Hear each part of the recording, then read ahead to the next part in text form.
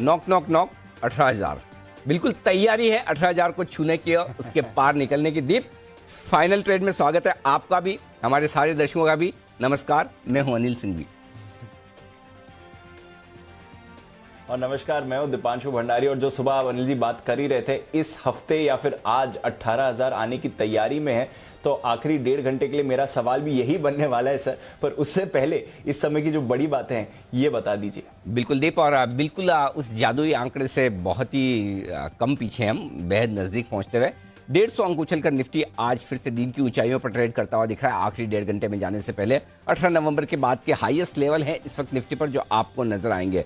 Bank Nifty में तेजी लगभग 450 अंकों की बन चुकी है। 38,200 के ऊपर निकलता हुआ बैंक निफ्टी अब ऑटो शेयरों में रफ्तार तेज है। सरकारी कंपनियां दौड़ लगाती हुई, रियल एस्टेट शेयर मजबूत हैं ही, फाइनेंस इंफ्रा ये आज तेजी में है और आईटी इंडेक्स भी हल्का फुल्का उछाल में। ये सारे इंडेक्स आधा से 2.5% तक की तेजी दिखाते हुए दिख रहे हैं। और मिड कैप और स्मॉल कैप शेयरों में भी एक्शन है, भरपूर वहां पर खरीदारी होती दिख रही है। ऐसे मजबूत बाजार में सिर्फ एक ही सेक्टर थोड़ा है जहां प्रॉफिट बुकिंग दिख रही है और वो है फार्मा। और ये सब कुछ दीप तब होता दिख रहा है जब डाउ फ्यूचर्स है सपाट, यूरोप में है सुस्ती, ग्लोबल मार्केट्स में एक्शन है गायब, भारतीय बाजार है पूरे एक्शन में। बिल्कुल सर, जबरदस्त एक्शन में ग्लोबल मार्केट्स में जो भी चल रहा है वो ठीक है, हमारे बाजार अपनी चाल चुन रहे हैं सर। तो बताइए, आखिरी 1.5 घंटा बाकी है, बस थोड़े पॉइंट्स की पुश है। एक 30 पॉइंट की पुश करा दीजिए सर 18,000 के। अब तो 25 पॉइंट्स की पुश करा दीजिए, 18,000 अभी आ जाएगा। बिल्कुल हो जाएगी और उसमें कोई बड़ी बात है नहीं दीप। और हम लोग कहते हैं कि आपको बताइएगा, पुराने जमाने में सारे जो मंदिर वंदिर ये सब होते थे, मतलब भगवान के घर, वो सब बड़ी ऊंचाइयों पर, पहाड़ी पर ऐसे होते थे और लोग बड़ी मेहनत करके चढ़कर पहाड़ी पे जाते थे, फिर मंदिर पहुंचते थे, फिर दर्शन करते थे। तो वो ये 18,000 की भी बड़ी पहाड़ है। जब इतना चढ़ लिए 17,980 तक आ ही गए तो मंदिर पहुंच भी जाएंगे, दर्शन भी हो जाएंगे। ऐसा डायलॉग ओरिजिनली ये जैन साहब का था, जिसे आज मैं यूज़ कर रहा हूँ वापस से। लेकिन वही बोल रहा हूँ कि जब यहाँ तक पहुँच ही गए तो 18,000 के भी दर्शन हो जाएंगे और उम्मीद करें कि आज ही हो जाए, कोई बड़ी बात नहीं। डाउ फ्यूचर भी थोड़ा सपोर्ट करने की कोशिश कर रहे हैं, लाल से हरे निशान में आने की कोशिश कर रहे हैं। बस थोड़ा और बढ़ जाए, मजबूत हो जाए, 100-150 ऊपर हो जाए तो शायद 18,000 पार हो जाए। बट 18,000 जस्ट नंबर, 20 पॉइंट ऊपर या नीचे में कोई खास फर्क नहीं पड़ता 18,000 के इंडेक्स पे। बात यह है दीप की मोमेंटम बहुत स्ट्रांग है और ये मोमेंटम तब स्ट्रांग है जब ग्लोबल मार्केट से आपको सपोर्ट नहीं है। मोमेंटम तब स्ट्रांग है जब आपके लिए 10-10 लाख से ज्यादा कोरोना के केस आते दिख रहे हैं।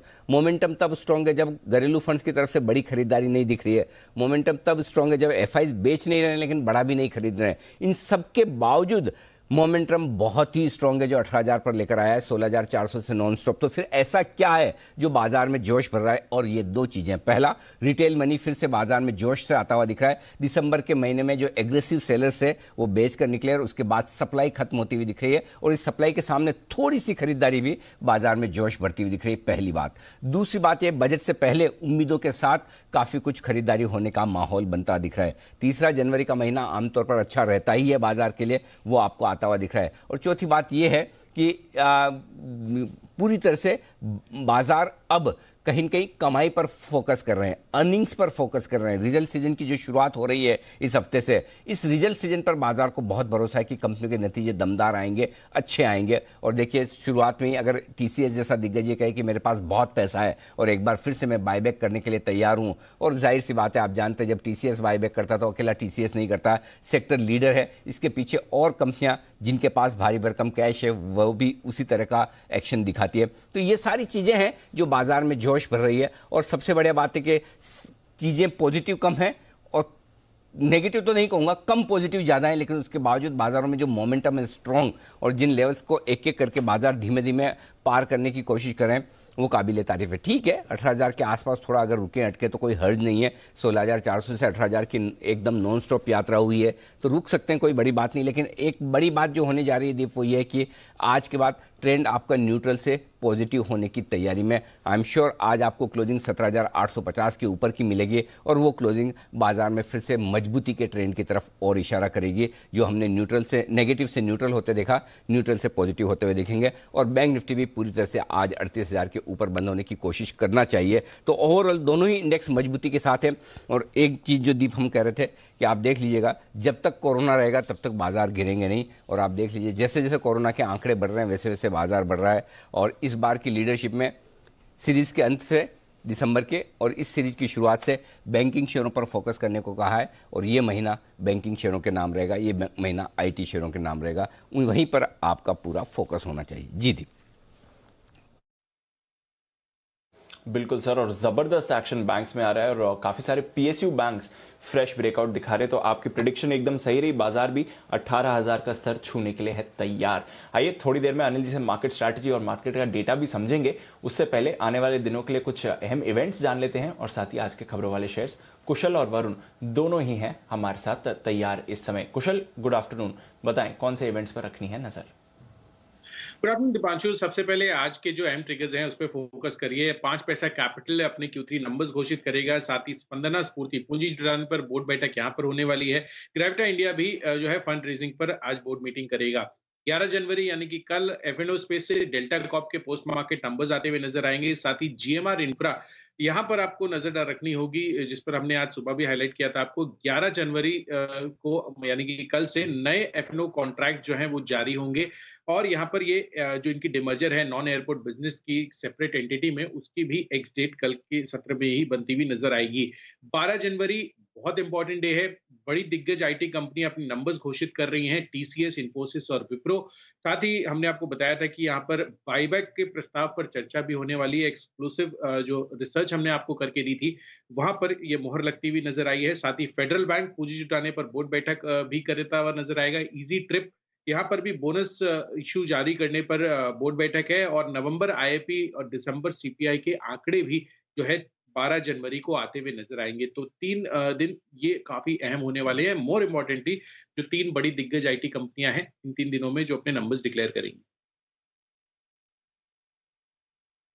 एब्सोल्युटली, तो आईटी कंपनीज के नंबर्स का है इंतजार, और ऑफ कोर्स टीसीएस ने तो हमारी एक्सक्लूसिव रिसर्च पर मुहर भी लगा दी, क्योंकि बायबैक के साथ भी आने वाली है कंपनी पर। और कौन से स्टॉक्स हैं जो खबरों के दम पर इतना बढ़िया एक्शन आज के बाजार में दिखा रहे हैं, आइए इनके बारे में जानते हैं वरुण के साथ। गुड आफ्टरनून वरुण, बताएं कौन सी खबरें लेकर आए हैं आप? गुड आफ्टरनून दीप। तो सबसे पहले अनुपम रसायन, यहाँ पे मल्टीनेशनल क्रॉप प्रोटेक्शन कंपनी के साथ इसने LOI साइन किया है $9.5 करोड़ के लिए। तो ये स्टॉक है रडार पर। L&T, फिर इस कंपनी को ऑर्डर मिले हैं 1000 से 2500 करोड़ की रेंज में इस कंपनी को ऑर्डर मिले हैं। हैवी सिविल इंफ्रा कारोबार के लिए ऑर्डर जो है इस कंपनी को मिले हैं। ईडलवाइस, इंडियन बैंक के साथ इसने को लेंडिंग करार है वो कर लिया है। प्रायोरिटी सेक्टर के लिए को लेंडिंग करार किया है। एलेम्बिक फार्मा, दिल से जुड़ी बीमारी के लिए एक दवा के लिए इस कंपनी को यूएस FDA से शुरुआती मंजूरी मिल चुकी है। टेक महिंद्रा, इस कंपनी ने कटिंग एज सॉल्यूशंस के लिए एक कंपनी के साथ करार किया है। पाइस नाम है इस कंपनी का। GNA एक्सेल कंपनी का जो मुनाफा है 27 करोड़ से घटकर 17 करोड़ के आसपास आया है, जबकि आय जो है 276 करोड़ से बढ़कर 301 करोड़ के आसपास आई है। ONGC और वेदांता के लिए खबरें हैं, सूत्रों के हवाले से खबर है हालांकि ये कि आंध्रा ब्लॉक के लिए ये कंपनियां जो है मिलकर करीब 1200 करोड़ के आसपास का निवेश करने वाली है। वेदांता जो है उसका इस ब्लॉक में 49% के आसपास का हिस्सा है, और ONGC का करीब 51% के आसपास का हिस्सा रहेगा। तो उसी प्रोपोर्शन में ये वहां पे निवेश करेंगे। रेलटेल ₹1.75 प्रति शेयर के अंतरिम डिविडेंड का ऐलान किया है। Jammu and Kashmir bank MCLR में 0.05% के आसपास की बढ़ोतरी की है, आज से ये लागू है।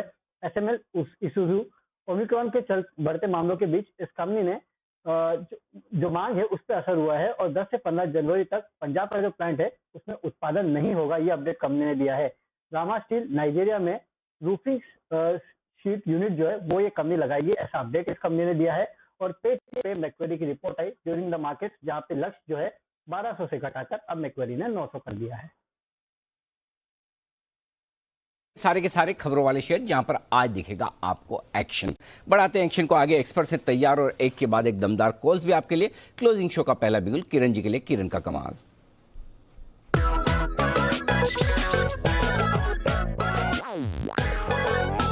स्वागत है किरण जी, बताएं सर। अनिल जी, आपको याद होगा, पहले तो वेरी गुड आफ्टरनून आपको और दीप को। आपको याद होगा लगभग 2350 के आसपास मैंने दीपक नाइट्राइट बाय करने के लिए सलाह दी थी, और 12 से 15 जनवरी तक मैंने कहा था 27 के आसपास के टारगेट, 2700 के आसपास के टारगेट देखने को मिलेंगे। आज 2600 का एक पड़ाव क्रॉस किया है और आज वापस एक बार एक ब्रेकआउट दिया है, तो रीइटरेट बाय रहेगा मेरा अभी स्टॉप लॉस 2750 का रहेगा, और टारगेट्स 2700 2750 ये टारगेट्स मान के चलने चाहिए दीपक नाइट्राइट में। 2750 के टारगेट के लिए करें खरीदारी दीपक नाइट्रेट में। आइए जान लेते हैं सुमित जी का भी पिक, सुमित का सुपरहिट।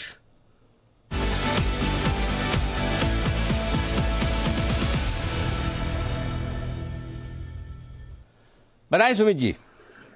गुड आफ्टरनून अनिल जी। अनिल जी, बाय का स्टॉक है, बैंकिंग स्टॉक्स में मोमेंटम बन रहा है। मेरे को लग रहा है बैंकिंग स्टॉक यहां से एक अच्छा मूव दिखाना चाहिए। तो एसबीआई बैंक के अंदर अब मोमेंटम बन रहा है, 500 के आसपास का अभी भाव चल रहा है। मेरे को लग रहा है कि एसबीआई के अंदर यहां से एक अच्छा मूव देखने को मिलना चाहिए।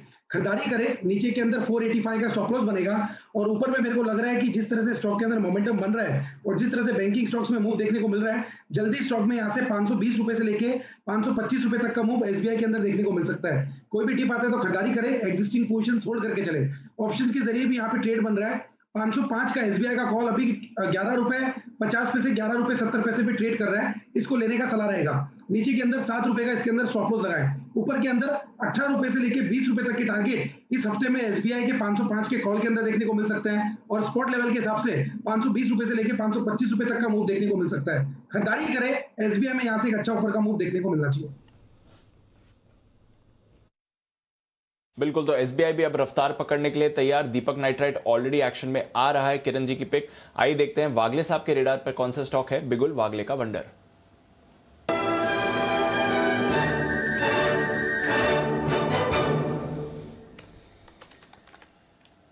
गुड आफ्टरनून वागले साहब, बताएं sir. Good afternoon Deepanshu, good afternoon Anil ji. मुझे बाय करना है टाटा मोटर्स। एक ब्रेकआउट की तैयारी कर रहा है। 504 का करंट भाव है। मुझे लगता है पहला टारगेट 512 514, दूसरा टारगेट 520, दूसरा टारगेट पोजिशनल है।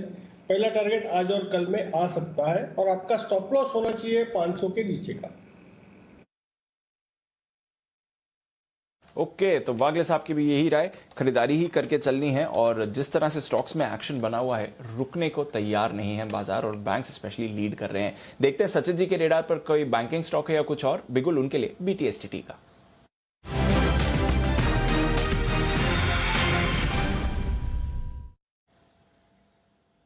बताएं सचिन जी, गुड आफ्टरनून।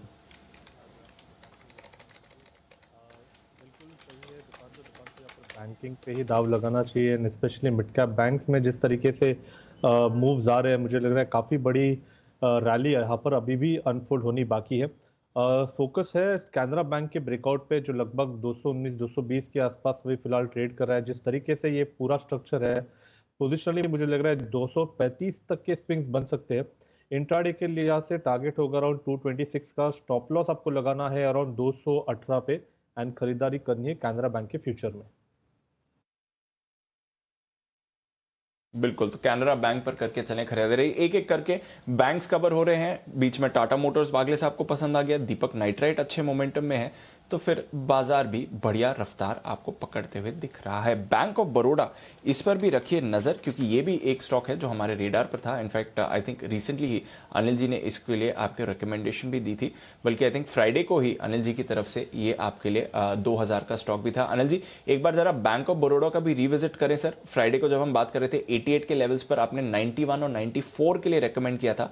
फिलहाल 92 के ऊपर स्टॉक ट्रेड कर रहा है, तो पहला टारगेट तो हिट हो गया है और 94 का जो दूसरा टारगेट है उससे भी ज्यादा दूर नहीं है इस समय। बैंक ऑफ बड़ौदा पर अनिल जी आपका अपडेट सर। करना चाहिए और 94 के दूसरे टारगेट के लिए होल्ड करना चाहिए और अगर उसके बाद रिविजिट करें और मार्केट के मूड माहौल को देखते हुए ट्रेल करते चले। अगर बाजार का मूड माहौल ठीक रहे जैसा कि रहना चाहिए, बैंकिंग शेयरों में एक्शन रहना चाहिए, तो मुझे लगता है फिर बजट तक 100 रुपये तक के टारगेट के लिए होल्ड करना चाहिए।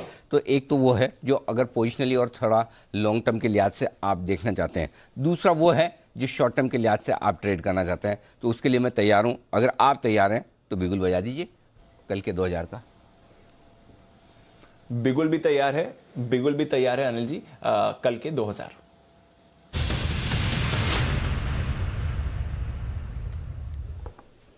एक और सरकारी बैंक खरीदारी करने की राय है, वो है PNB futures. Punjab national bank के फ्यूचर्स खरीदारी करने की राय है। 40.45-45 रुपए के आसपास ट्रेड कर रहा है। 39 रुपये का आप स्टॉप लॉस लगाकर खरीदारी करें। ऊपर की तरफ टारगेट आपके बनेंगे 42 रुपये, 43 रुपये, 2 छोटे टारगेट और 45 रुपये का बड़ा टारगेट आगे के लिए, जिसके लिए खरीदारी करनी। 45 रुपये के टारगेट का मतलब भी लगभग 8-10% हो जाता है, परसेंटेज के हिसाब से काफ़ी होता है। और दूसरा, चूंकि छोटी प्राइस का स्टॉक है तो आप चाहें तो आराम से डिलीवरी लेकर भी रख सकते हैं, कोई दिक्कत वाली बात नहीं। तो अब से लेकर बजट तक सरकारी बैंकों पर हम लगातार बुलिश है, बैंकिंग शेयरों पर लगातार बुलिश है। तो जो 2 सेक्टर हैं सबसे ज़्यादा मजबूत, IT और बैंक। तो IT में चूंकि रिजल्ट आने लगेंगे तो रिजल्ट अच्छे आएंगे तो भी टॉप आउट करेंगे, रिजल्ट खराब आएंगे तो भी टॉप आउट करेंगे। तो बैंक अभी भी सेफ हैं, हमें लगता है बैंक्स पर फोकस करना चाहिए। आपको जो बैंक समझ में आए, प्राइवेट सेक्टर पसंद आए तो प्राइवेट सेक्टर खरीदिए, सरकारी पसंद आए तो सरकारी खरीदिए, कैश में लेना है कैश में लीजिए, डिलीवरी में लेना है डिलीवरी में लीजिए। अभी कैनरा बैंक मेरे ख्याल से सचिन जी ने खरीदारी करने की राय दी है, SBI सुमित जी की तरफ से आया। ये सारे बैंक्स एक एक करके आगे दौड़ लगाने को तैयार है। PNB ये है वो बैंक जहां पर खरीदारी करने की राय मेरी तरफ से। एक बार टेक्निकली चार्ट्स पर भी राय ले ली जाए PNB पर। जरा सुमित जी देखिए चार्ट्स। अनिल जी, चलने की शुरुआत हो रही है स्टॉक की। 200 DMA लेवल्स आज टूटे हैं। आज की कैंडल एक स्ट्रॉन्ग कैंडल बनी है। PNB के अंदर यहाँ से मूव देखने को मिल सकता है, जिसके अंदर 42 रुपए से लेके 44 रुपए तक का मूव जल्दी आने वाले दिनों में देखने को मिलना चाहिए। खरीदारी करें, स्टॉक यहाँ से बढ़िया मूव दिखाना चाहिए। और जिस तरह से PSU स्टॉक्स के अंदर मूव बना है, ये इजीली रुकेगा नहीं। यहाँ से कम 10 से 15% का मूव मोस्टली स्टॉक्स के अंदर आने वाले दिनों में देखने को मिलना चाहिए। तो आपको बता दूं कि PNB में खरीदारी करने की राय चार्ट्स पर तो आती दिख रही है। 1:30 बजे आज भसीन साहब ने भी PNB में खरीदारी करने की राय दी थी। और आज से भसीन साहब आपके लिए एक और समय उपलब्ध है और दिन में वो है 1:30 बजे जहाँ पर वो पेयर स्ट्रेटेजी देते हैं ट्रेडिंग करने के लिए आज से। तो वो एक और स्लॉट है जो मिस मत कीजिएगा। आज 2:45 बजे हर रोज की तरह भसीन साहब जुड़ेंगे भी, लेकिन आज लाइव जुड़ेंगे और साथ ही 18,000 पर जो हम पहुँचते हुए दिख रहे हैं उसका थोड़ा जश्न मनाया जाएगा। तो आइए थोड़ी देर बाद हम उनसे भी बात करेंगे। तो बैंक्स, प्राइवेट बैंक्स ज़बरदस्त एक्शन में आते हुए दिख रहे हैं। ये है आपके लिए पूरा का पूरा एक्शन इस वक्त होता हुआ दिख रहा है। ढेर सारा एक्शन आपके सामने इस वक्त नज़र आएगा। आइए कुछ और स्टॉक्स हैं जिन पर एक्शन देख लेते हैं। बड़ा तगड़ा बनता हुआ दिख रहा है UPL 820 इसे पार करता हुआ दिख रहा है। ये एक और स्टॉक है जो दीप याद होगा, हमने कहा था कि बजट के लिहाज से इस स्टॉक में खरीदारी करके चलें। 850 रुपये के टारगेट के लिए बजट तक के लिए ऐसा लगता है कि इसको ज़्यादा इंतजार नहीं करना है। 750 से 850 की यात्रा बहुत जल्दी होती दिख रही है। UPL जरा इसके चार्ट पर एक बार नजर डालिए। किरण जी दीजिए अपनी राय।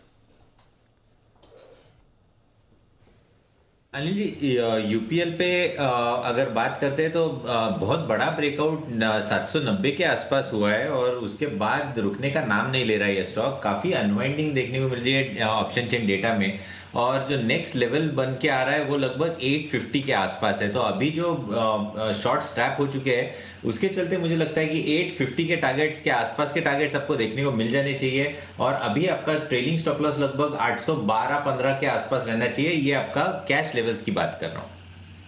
तो ये है आपके लिए UPL कैश लेवल्स पर आपके लिए राय।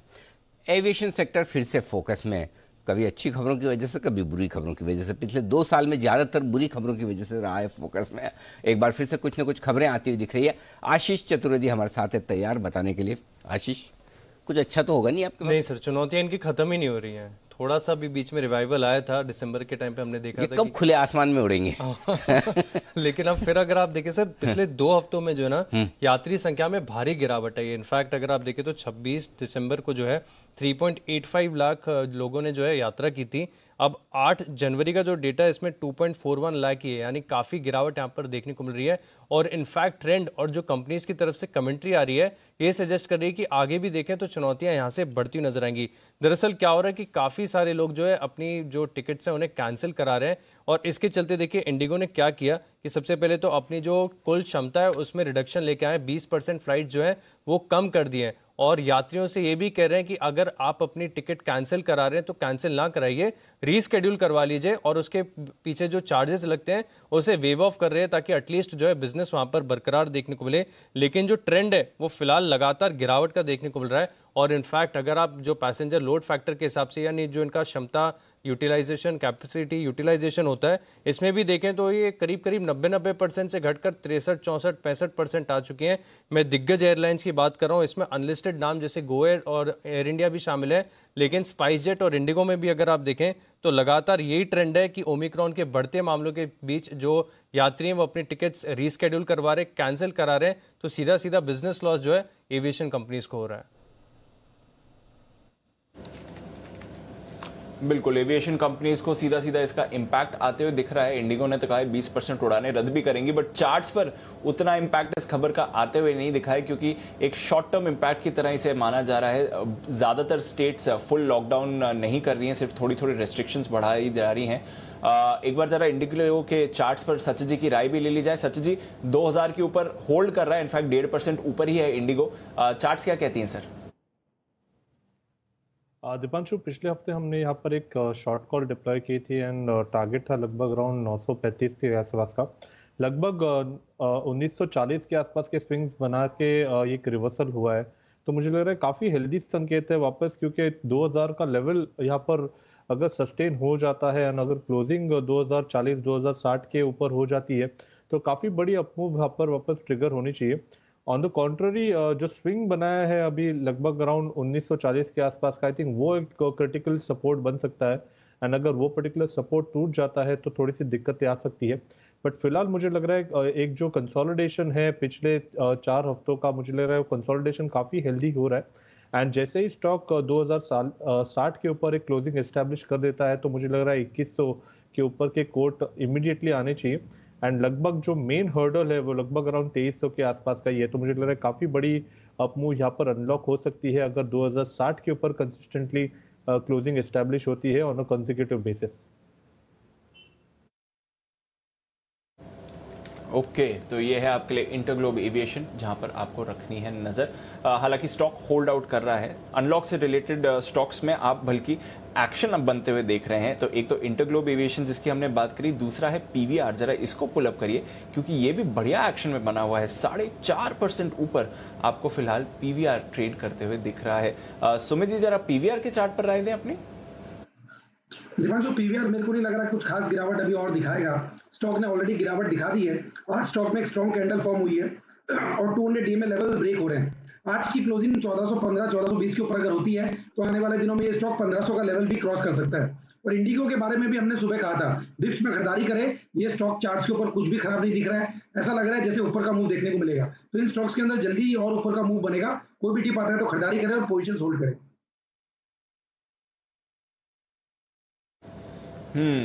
तो ये है आपके लिए पीवीआर, इंटरग्लोब नजर रखिए। इंडियन होटल्स एक और काउंटर है जहां पर अच्छी मूव आती हुई दिख रही है, एक्शन में है। तो अनलॉक से जुड़े स्टॉक्स एक्शन में है। माना यही जा रहा है कि इंपैक्ट जो होगा वो शॉर्ट लिव्ड ही होगा, कुछ ज्यादा लंबा इंपैक्ट नहीं होना चाहिए। बैंकिंग स्टॉक्स की बात निकली तो एक और मिड साइज्ड बैंक जो अच्छी मूव दिखा रहा है वो है सिटी यूनियन बैंक। बंसल जी से इसके बारे में जानते हैं। बंसल जी बताएं सर, सिटी यूनियन बैंक 3-3.5% ऊपर ट्रेड का मौका दिखता है इस पे? बिल्कुल दीपांशु, ट्रेड का मौका है। टेक्निकल स्ट्रक्चर भी अच्छा है, एक पॉजिटिव क्रॉसओवर भी देखने को मिला है। नीचे में 141 149 एक अहम सपोर्ट है। यहाँ का स्टॉप लॉस लगा के होल्ड है स्टॉक जिन्होंने लिया हुआ है। नई खरीदारी भी इस स्टॉप लॉस के साथ बनती है।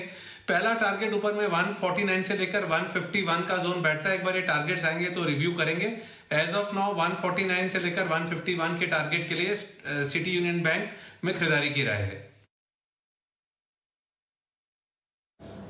तो सिटी यूनियन बैंक में खरीदारी की राय है। डेज हाई पर सिटी यूनियन बैंक ट्रेड कर रहा है, बल्कि ज्यादातर बैंक्स फिलहाल डेज हाई पर ट्रेड कर रहे हैं, पर एक स्टॉक जो डेज लो पर आपको ट्रेड करते हुए दिख रहा है और भारी गिरावट आज आई है। इनफैक्ट जब से लिस्ट हुआ है इसमें आप गिरावट ही देख रहे हैं। बीच में 1-2 बार रिवर्सल आया था, हमने भी आपके लिए रेकमेंड किया था, बट जब मुनाफा वसूली की राय दी उसके बाद से वापस स्टॉक गिरा है, और वो है पेटीएम। मैक्वायरी 1250 के टारगेट से खुश नहीं, अब 900 का टारगेट मैक्वायरी ने दिया है। तो क्या वजह है मैक्वायरी की फ्रेश बेरिशनेस की? उनका लोअर टारगेट हिट होने के बाद अब और क्यों उन्होंने नीचे किया है अपना टारगेट? आइए इसके बारे में जानते हैं देवांशी के साथ। देवांशी बताइए, अब क्या परेशानी दिख रही है पेटीएम में मैक्वायरी को?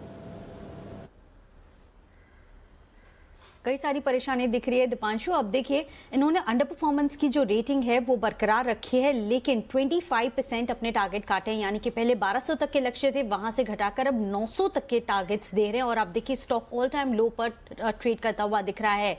अब देखिए उन्होंने अपना जो प्राइस टू सेल्स रेशियो है सबसे पहले वहीं पे उन्होंने जो एस्टिमेट्स है वो कम कर दिए हैं। 13.5 गुना एस्टिमेट्स थे, वहां से घटाकर अब 11.5 कर दिया है। इनका मानना है कि FY 22-25 की जो बिक्री है वो कम होती हुई दिखेगी और इसी के चलते उनके जो अर्निंग्स हैं वो कम होते हुए दिखेंगे। करीब 16% से लेकर 27% तक कम होने का अनुमान लगाया जा रहा है और इसी के चलते ओवरऑल जो अर्निंग्स हैं वो उन्होंने कम कर दिए हैं, मल्टीपल्स कम कर दिए हैं। अब इसकी क्या वजह है? उनको रेगुलेटरी कारण लगते हैं और इसके साथ ही उनको ओवरऑल कारोबार में भी दिक्कतें अभी भी लग रही हैं। सबसे पहले अगर रेगुलेटरी कारोबार की बात करें, रेगुलेटरी दिक्कतों की बात करें तो उनको लगता है कि जो RBI है उनके डिजिटल पेमेंट रेगुलेशंस के चलते जो ओवरऑल वॉलेट के ऊपर जो फीस चार्ज करते हैं उन पर कैप लग सकता है, तो ज्यादा जो पेमेंट है वो कंपनी नहीं ले पाएगी, ज्यादा कमीशन चार्ज नहीं कर पाएगी आने वाले समय में। और इसके चलते आप देखिए जो इनका ज्यादातर बिजनेस है ये इंपैक्ट होता हुआ दिखेगा। आने वाले समय में ज्यादा अर्निंग्स ग्रो करती हुई नहीं दिखेंगी, जो कि एक मेजर हेडविंड्स हैं।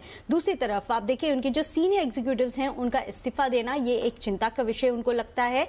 दूसरी तरफ आप देखिए उनके जो लोन्स हैं, जो वो BNPL यानी कि बाय नाउ पे लेटर लोन्स जो फिलहाल डिस्बर्स कर रहे हैं, वहां पे उनके जो एवरेज टिकट साइज है वो लगातार कम होता हुआ दिख रहा है और इसके चलते भी उनको चिंता ज्यादा हो रही है। उनका कहना है कि आने वाले समय में अर्निंग्स पर ज्यादा इंपैक्ट होता हुआ दिखेगा, इनके अर्निंग्स कम हो सकते हैं, यानी कि इनके जो लॉसेस है, जो घाटा है वो और भी ज्यादा बढ़ता हुआ दिखेगा। और इसके चलते उन्होंने अपने जो प्राइस टारगेट्स हैं वो 900 तक के कर दिए और आप देखिए ऑल टाइम लोस पर ये स्टॉक भी ट्रेड करता हुआ दिख रहा है।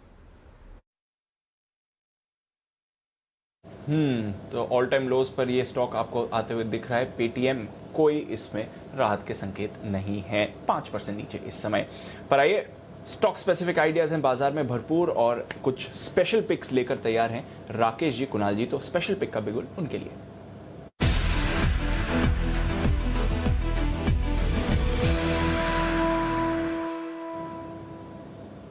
बताएं सर।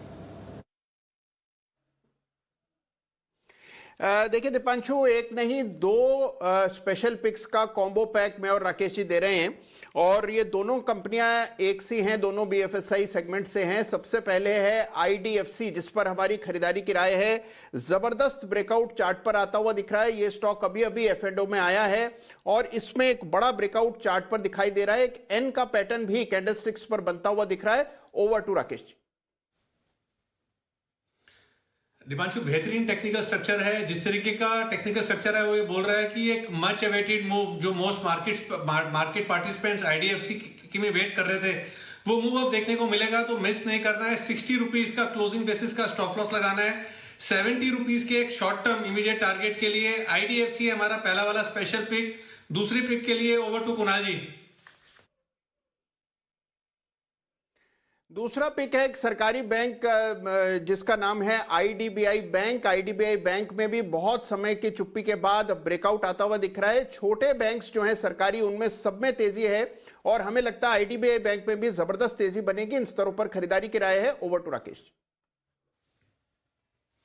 दीपांशु, इसमें देखें तो एक बड़ी रैली के बाद स्टॉक के करेक्शन में चला गया था, उस करेक्शन के खत्म होने के संकेत हैं, तो इन स्तरों पर खरीदारी की राय है। 49.5 का क्लोजिंग बेसिस का स्टॉप लॉस। पहला टारगेट 56 रुपीज, दूसरा टारगेट 61 रुपीज और IDBI बैंक है दूसरा हमारा स्पेशल पिक वाला स्टॉक। ओके, तो आई लेटर के दो स्टॉक्स आपके लिए IDFC और IDBI, इन दोनों काउंटर्स पर करके चलें खरीदारी। दो special picks, double bonanza Rakesh ji, Kunal ji की तरफ से आ रहा है। जो बैंक्स फाइनेंशियल्स की जबरदस्त तेजी है उसमें और विकल्प आपके पास पार्टिसिपेट करने के लिए। आइए इसी के बारे में जानते हैं चोपड़ा साहब के साथ भी। चोपड़ा साहब, गुड आफ्टरनून सर। जो जबरदस्त रैली बाजार में बनी है, 2 हफ्ते पहले निफ्टी ने जो बॉटम बनाया था 16,400 के आसपास का, वहां से देखिए 18,000 के डोर पर आ गए और बैंक्स इसे लीड कर रहे हैं। ये लीडरशिप क्या अभी सिर्फ शुरू हुई है और एक्शन देखते हैं जिस तरह से लगभग अक्रॉस बैंकिंग, अक्रॉस फाइनेंशियल्स ये दमदार मूव आती हुई दिख रही है? दीप, हमारा लास्ट आई थिंक मंडे या ट्यूसडे में जब भी इंटरेक्शन हुआ था तब करीब 36,500 पे बैंक निफ्टी थी और मैंने कहा था कि ये मुझे क्लियरली 39,000 पे 39,000 पे जाती हुई दिख रही है और अभी भी दिख रही है 39,000 क्रॉस करना चाहिए। ये प्री बजट रैली है और मुझे लगता है कि बैंकिंग क्षेत्र में जो काम हुआ है, रिफॉर्म्स हुए हैं, आईबीसी आया है, जो एनपीएस बाहर निकाल के अब जो किताबें ठीक की गई हैं, उसका एक बड़ा मेजर इम्पैक्ट आने वाले समय में दिखेगा। पीएनबी का मैंने आपको बोला था जब ये करीब 36-37 रुपए में था, तो एडवांस टैक्स नंबर्स इनके बहुत अच्छे थे। तो ये एडवांस टैक्स नंबर्स बताते हैं कि कहीं ना कहीं एक स्ट्रॉन्ग रिकवरी है। तो केवल सरकारी बैंकों में ही नहीं, अगर आप कोटक बैंक को देखें, इंडसइंड को देखें, आईसीआईसीआई को देखें, तो इनमें सब में करेक्शन हुआ और उस करेक्शन के बाद अब ये दोबारा से अपनी चाल पकड़ रहे हैं। मेरा अंदेशा है कि आने वाले 15 से 20 दिन बजट तक बहुत अच्छे लगते हैं बैंक्स और फाइनेंशियल जो सेक्टर के स्टॉक्स हैं, और ये तेजी बनी रहेगी कुछ दिनों तक और इस तेजी को राइड करना चाहिए। ये अच्छा मौका है पैसा बनाने का।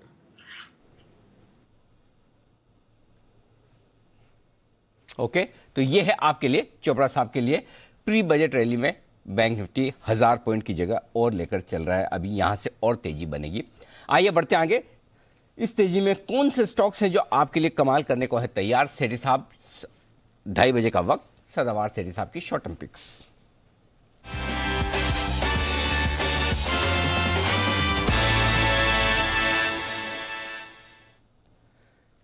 स्वागत है आपका सेठी साहब। आपका टारसंस और सुप्रिया लाइफ, जो मुझे याद है ये 2-3 स्टॉक तो बड़े एक्शन में आते हुए दिख रहे हैं। रिसेंट लिस्टिंग्स जो आपने बताई थी, दोनों तीनों कमाल करती हुई दिख रही। पहले तो अपडेट दें और उसके बाद बताएं सर आपकी आज की पिक।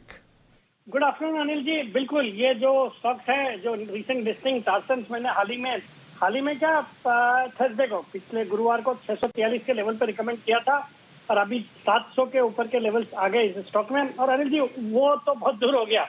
आज सुबह मैंने, मेरी शॉर्ट टर्म पिक थी एसपीएल मिड कैप सेगमेंट में मैं था, वहां पे मैंने लेटेंट व्यू एनालिटिक्स रिकमेंड किया। ये भी नई लिस्टिंग थी। 546 के प्राइस पे रिकमेंड किया। 570 का आज का टारगेट था। अभी भाव देखिए 590 का भाव आज ही हो गया है। तो मतलब इतनी जल्दी शॉर्ट टर्म हो जाएगा कि मुझे भी नहीं पता था, और अब तो 590 के लेवल पे स्टॉक ट्रेड कर रहा है। क्या बात है, कम बहुत ही जबरदस्त एक्शन आता हुआ दिख रहा है। बताएं सर आज की पहली पिक। आज की जो अनिल जी पहली पिक है, ये भी एक आईटी स्टॉक है। स्टॉक का नाम है आर सिस्टम्स इंटरनेशनल, जो कि 324-325 के लेवल पे अभी ट्रेड कर रहा है।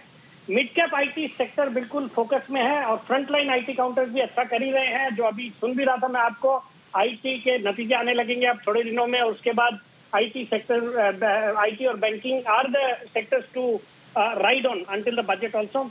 और मुझे लगता है ये जो कंपनी है, ये आईटी और आईटी इनेबल्ड सर्विसेज प्रोवाइड करती है, जो कि mainly cloud enablement, digital platform और सॉल्यूशंस, फिर आईओटी और प्रोडक्ट इंजीनियरिंग, इस तरह के कारोबार में है। दमदार फंडामेंटल्स है। सितंबर तिमाही के नतीजे भी बहुत अच्छे थे। 37 करोड़ का पैट था वर्सेस 27 करोड़ लास्ट ईयर। बाकी कंपनी के return on equity around 19%, return on capital employed 21%। पिछले 3 साल का पैट जबरदस्त रहा है। 91% का पैट का कैगर रहा है पिछले 3 साल का।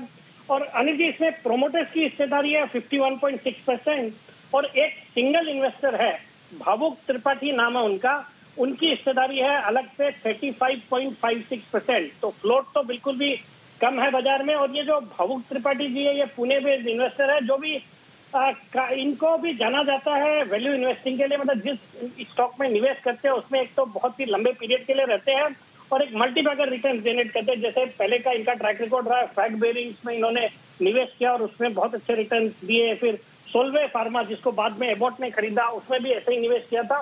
तो वो इस कंपनी में 35.56% आज भी ओन करते हैं। मैं इस स्टॉक पे शॉर्ट टर्म पे भी बहुत बुलिश हूँ। मुझे लगता है 345 के लेवल जल्दी आने चाहिए। 310 का स्टॉप लॉस रखना है। तो 310 के स्टॉप लॉस के साथ आर सिस्टम्स में करे खरीदारी। ये है राय सेठी साहब की तरफ से। सेठी साहब आज की दूसरी पिक। दूसरा स्टॉक अनिल जी वही सेक्टर है जो मैं तो बजट पे ही फोकस करके अभी रडार पे आ रहे हैं स्टॉक। ये इलेक्ट्रिक व्हीकल्स को प्ले करने के लिए ऑटो कंपोनेंट कंपनी है। स्टॉक का नाम है फीएम इंडस्ट्री, FIEM, फीएम, जो कि अभी 1180 के लेवल पे स्टॉक ट्रेड करता है। भारत की एक लीडिंग ऑटो कंपोनेंट कंपनी है, जो कि मेनली 2 व्हीलर सेगमेंट को कैटर करती है। मार्की क्लाइंटेल है, होंडा है, टीवीएस मोटर्स है। और इस कंपनी के पीछे खास बात यह है कि अभी हाल ही में ओला ने अपने इलेक्ट्रिक 2 व्हीलर्स लॉन्च करे, जिसको पहले दिन ही, मतलब शुरू के 2 दिन में 1100 करोड़ की बुकिंग मिली है, जो कि बहुत ही शानदार बुकिंग मिली है इनके इलेक्ट्रिक 2 व्हीलर्स के लिए। और ओला टू व्हीलर्स ने, इलेक्ट्रिक टू व्हीलर्स ने इस कंपनी के साथ एक सोल सप्लायर का एग्रीमेंट साइन किया है, जिसके अंतर्गत ये headlamps, tail lamps, indicators, mirrors और अदर कंपोनेंट्स ये सब सप्लाई करेंगे ओला ईवी टू व्हीलर्स को। तो वो एक बहुत बड़ी अपॉर्चुनिटी नजर आ रही है इस कंपनी के साथ। बाकी फंडामेंटली एक सॉलिड कंपनी है, डेट इक्विटी रेशियो एकदम लो 0.04 मीनिंग जीरो डेट कंपनी समझ लीजिए। वैल्यूएशन के लिहाज से 17-18 के मल्टीपल पे स्टॉक ट्रेड करता है, जबकि सेक्टर का पी मल्टीपल होगा around 45। FI around 9.7% stake own करते हैं और वो भी लगातार अपनी हिस्सेदारी बढ़ा रहे हैं। तो इस स्टॉक में खरीदारी करने की सलाह, और मेरा इसमें है ये जो 1180 के लेवल पे खरीदारी करने की सलाह, और टारगेट रहेगा 1230 का, स्टॉप लॉस 1160 का। ओके, तो ये है आपके लिए दो बेहतरीन कैश कॉल्स, आर सिस्टम्स और साथ ही फीएम इंडस्ट्रीज। सेठी साहब 1230 का टारगेट बोला, 1260 सर? 1230, 1180 पे खरीदना, 1230 का टारगेट। 50 रुपए शॉर्ट टर्म में बहुत हो जाएंगे दीपांशु। ओके, 1220 पर आ ही गया सेठी साहब, कुछ टारगेट रिवाइज करें, 10 रुपए ही दूर है टारगेट से। है नहीं, तब फिर दीपांशु इस लेवल से भी, वैसे भी मैं इलेक्ट्रिक व्हीकल्स के जो पूरे सेगमेंट पे, चाहे वो ओईएम्स है या ऑटो कंपोनेंट कंपनीज है, उन पे बुलिश हूं। और ये कंपनी तो जिस तरह के इनके नए टाइअप्स हुए हैं, मुझे लगता है कमाल करेगा स्टॉक। तो इसको तो यहाँ से आप बजट के लिए राइड करना चाहिए। मुझे लगता है 1350-1400 के लेवल्स भी बजट तक आ सकते हैं स्टॉक। ओके, तो थोड़ा फिर इसे पोजिशनल बना लीजिए, क्योंकि ऑलरेडी सेठी साहब के 1230 के टारगेट से ज्यादा दूर नहीं, सिर्फ 15 रुपए दूर है। तो थोड़ा पोजिशनल व्यू, टाइम होराइजन बढ़ाएंगे तो 1300-1350 के लेवल्स भी आपको इस पर आते हुए दिख सकते हैं। तो फीएम इंडस्ट्रीज और आर सिस्टम्स दो बेहतरीन पिक्स सेठी साहब की तरफ से, जहां पर रखनी है आपको नजर रखनी है बाजार के एक्शन पर। डेज हाई पर है बाजार इस समय। आइए जानते हैं अनिल जी से उनकी मार्केट स्ट्रैटेजी।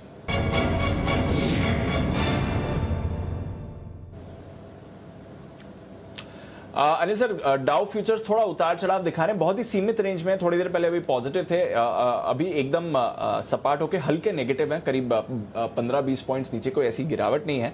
नास्डैक फ्यूचर्स भी आपको माइनर गिरावट के साथ ही ट्रेड करते हुए दिख रहे हैं। तो थोड़ा हल्का एक्शन है इस समय, हल्की सी सुस्ती है। यूरोप में भी अगर आप देखेंगे सर, तो सुस्त ही एक्शन है, आधे % से कम की गिरावट अक्रॉस यूरोप दिख रही है, पर कोई ऐसी बड़ी मूव्स वहां पर नहीं आती हुई दिखी। एशिया में हमने हांगकांग में 1% का उछाल जरूर देखा सर। तो ग्लोबल बाजार ठीक ठाक है, हमारे बाजार डेज हाई पर क्या करना है? दीप, ध्यान तो तेजी का ही है। बस सिंपल सी बात है कि 17,975 18,025 की कंजेशन जोन जो सबसे बड़ा लेवल है, 18,000 के लेवल पर highest open interest weekly call option में भी है, मंथली कॉल ऑप्शन में भी है, इसलिए थोड़ा पार करना मुश्किल है। तो हो सकता है आज हम यहीं पर रुकें और कल इसे पार करने की कोशिश करें। बट पॉइंट सिंपल है, अगर आज आपको आखिरी 1 घंटे में थोड़ा नीचे मिले बाजार तो फिर से खरीदारी करनी चाहिए। और खरीदारी करने के लिए जो सबसे बढ़िया लेवल है दीप, वो है 18,900 18,925 की रेंज में। यहाँ से 50 से 75 पॉइंट और नीचे आए तो वहाँ पर खरीदारी, माफ़ कीजिएगा 17,900 17,925। पहली बार दीप ऐसा हुआ है कि 18,000 आया नहीं, उसके पहले 18,900 के लेवल आ रहे हैं मुंह पे। नहीं तो आमतौर पर पीछे वाली सीरीज चलती है, जब 18,000 से 17,000 में आए तो 18,000 बोलते थे, अब 17,000 से 18,000 में आने के बाद 17,000 ही निकलता है। लेकिन सोच लो, एक बार 16,400 निकला था, आ गया, और इस बार 18,925 निकला है। तो 1000 पॉइंट की तेजी निफ्टी में दिख सकती है, ये समझ लीजिए। तो चलिए, अगर बोला हुआ सच हो जाए तो कहना ही क्या। लेकिन कुल मिलाकर बाजार तेजी के मूड में है ही, इसमें कोई डाउट नहीं। बाय ऑन डिप्स का मार्केट है दीप। दो चीजें अच्छी होती दिख रही है, पहली 17,850 के ऊपर की क्लोजिंग, और दूसरा 38,000 के ऊपर की बैंक निफ्टी की क्लोजिंग। तो ये दोनों ही क्लोजिंग नई रेंज में बाजार को ले जाने की कोशिश करेंगे, और ऊपर में फिर टारगेट आपके 18,200 18,400 18,600 के निफ्टी के बनेंगे। धीमे धीमे हर 200 पॉइंट के लिहाज से चलेंगे, और बैंक निफ्टी में हम 500 पॉइंट की रेंज में आगे बढ़ते हुए चलेंगे। तो मेरे ख्याल से अगर क्लोजिंग के वक्त आपको थोड़ा आखिरी आधे पौन घंटे में थोड़ा अगर नीचे मिले मौका तो वहाँ पर ऐड कीजिए, क्योंकि ग्लोबल मार्केट्स बहुत ज़्यादा तेज़ी के मूड में नहीं है। आप बड़े हायर लेवल के आसपास हैं जहाँ रुकावट के लेवल है। आज का बैंक निफ्टी का हमारा टारगेट 32,300 का था, आप देख लीजिए 32,284 का हाई है। निफ्टी का 18,000 का टारगेट था, 17,980 का। बैंक निफ्टी का 38,300 का टारगेट था, 38,284 का हाई है। सो ऑलमोस्ट टारगेट तक आज पहुंच चुका है। तो अगर आखिरी घंटे में डिप मिलती है तो वहाँ पर खरीदारी करेंगे, और अगर लॉन्ग पोजिशन है तो उसे होल्ड करिए, कोई दिक्कत नहीं जी। बिल्कुल लॉन्ग पोजीशन है, होल्ड करिए। फ्रेश खरीदारी करनी है तो थोड़ा डिप का इंतजार करिए, क्योंकि अपसाइड लेवल्स पर आ गए हैं, तो टारगेट्स हिट हो गए हैं, अचीव हो गए हैं। अब थोड़ा डिप का इंतजार करिए, फिर एंटर करिए। बट हाँ, मूड माहौल बढ़िया है, रुझान भी पॉजिटिव है, बाय ऑन डिप की स्ट्रैटेजी अपनानी बेहतर रहेगी। आइए फिर कुछ और स्टॉक कॉल्स ली जाए। पहले बिगुल सुमित जी के लिए, सुमित का सुपरहिट।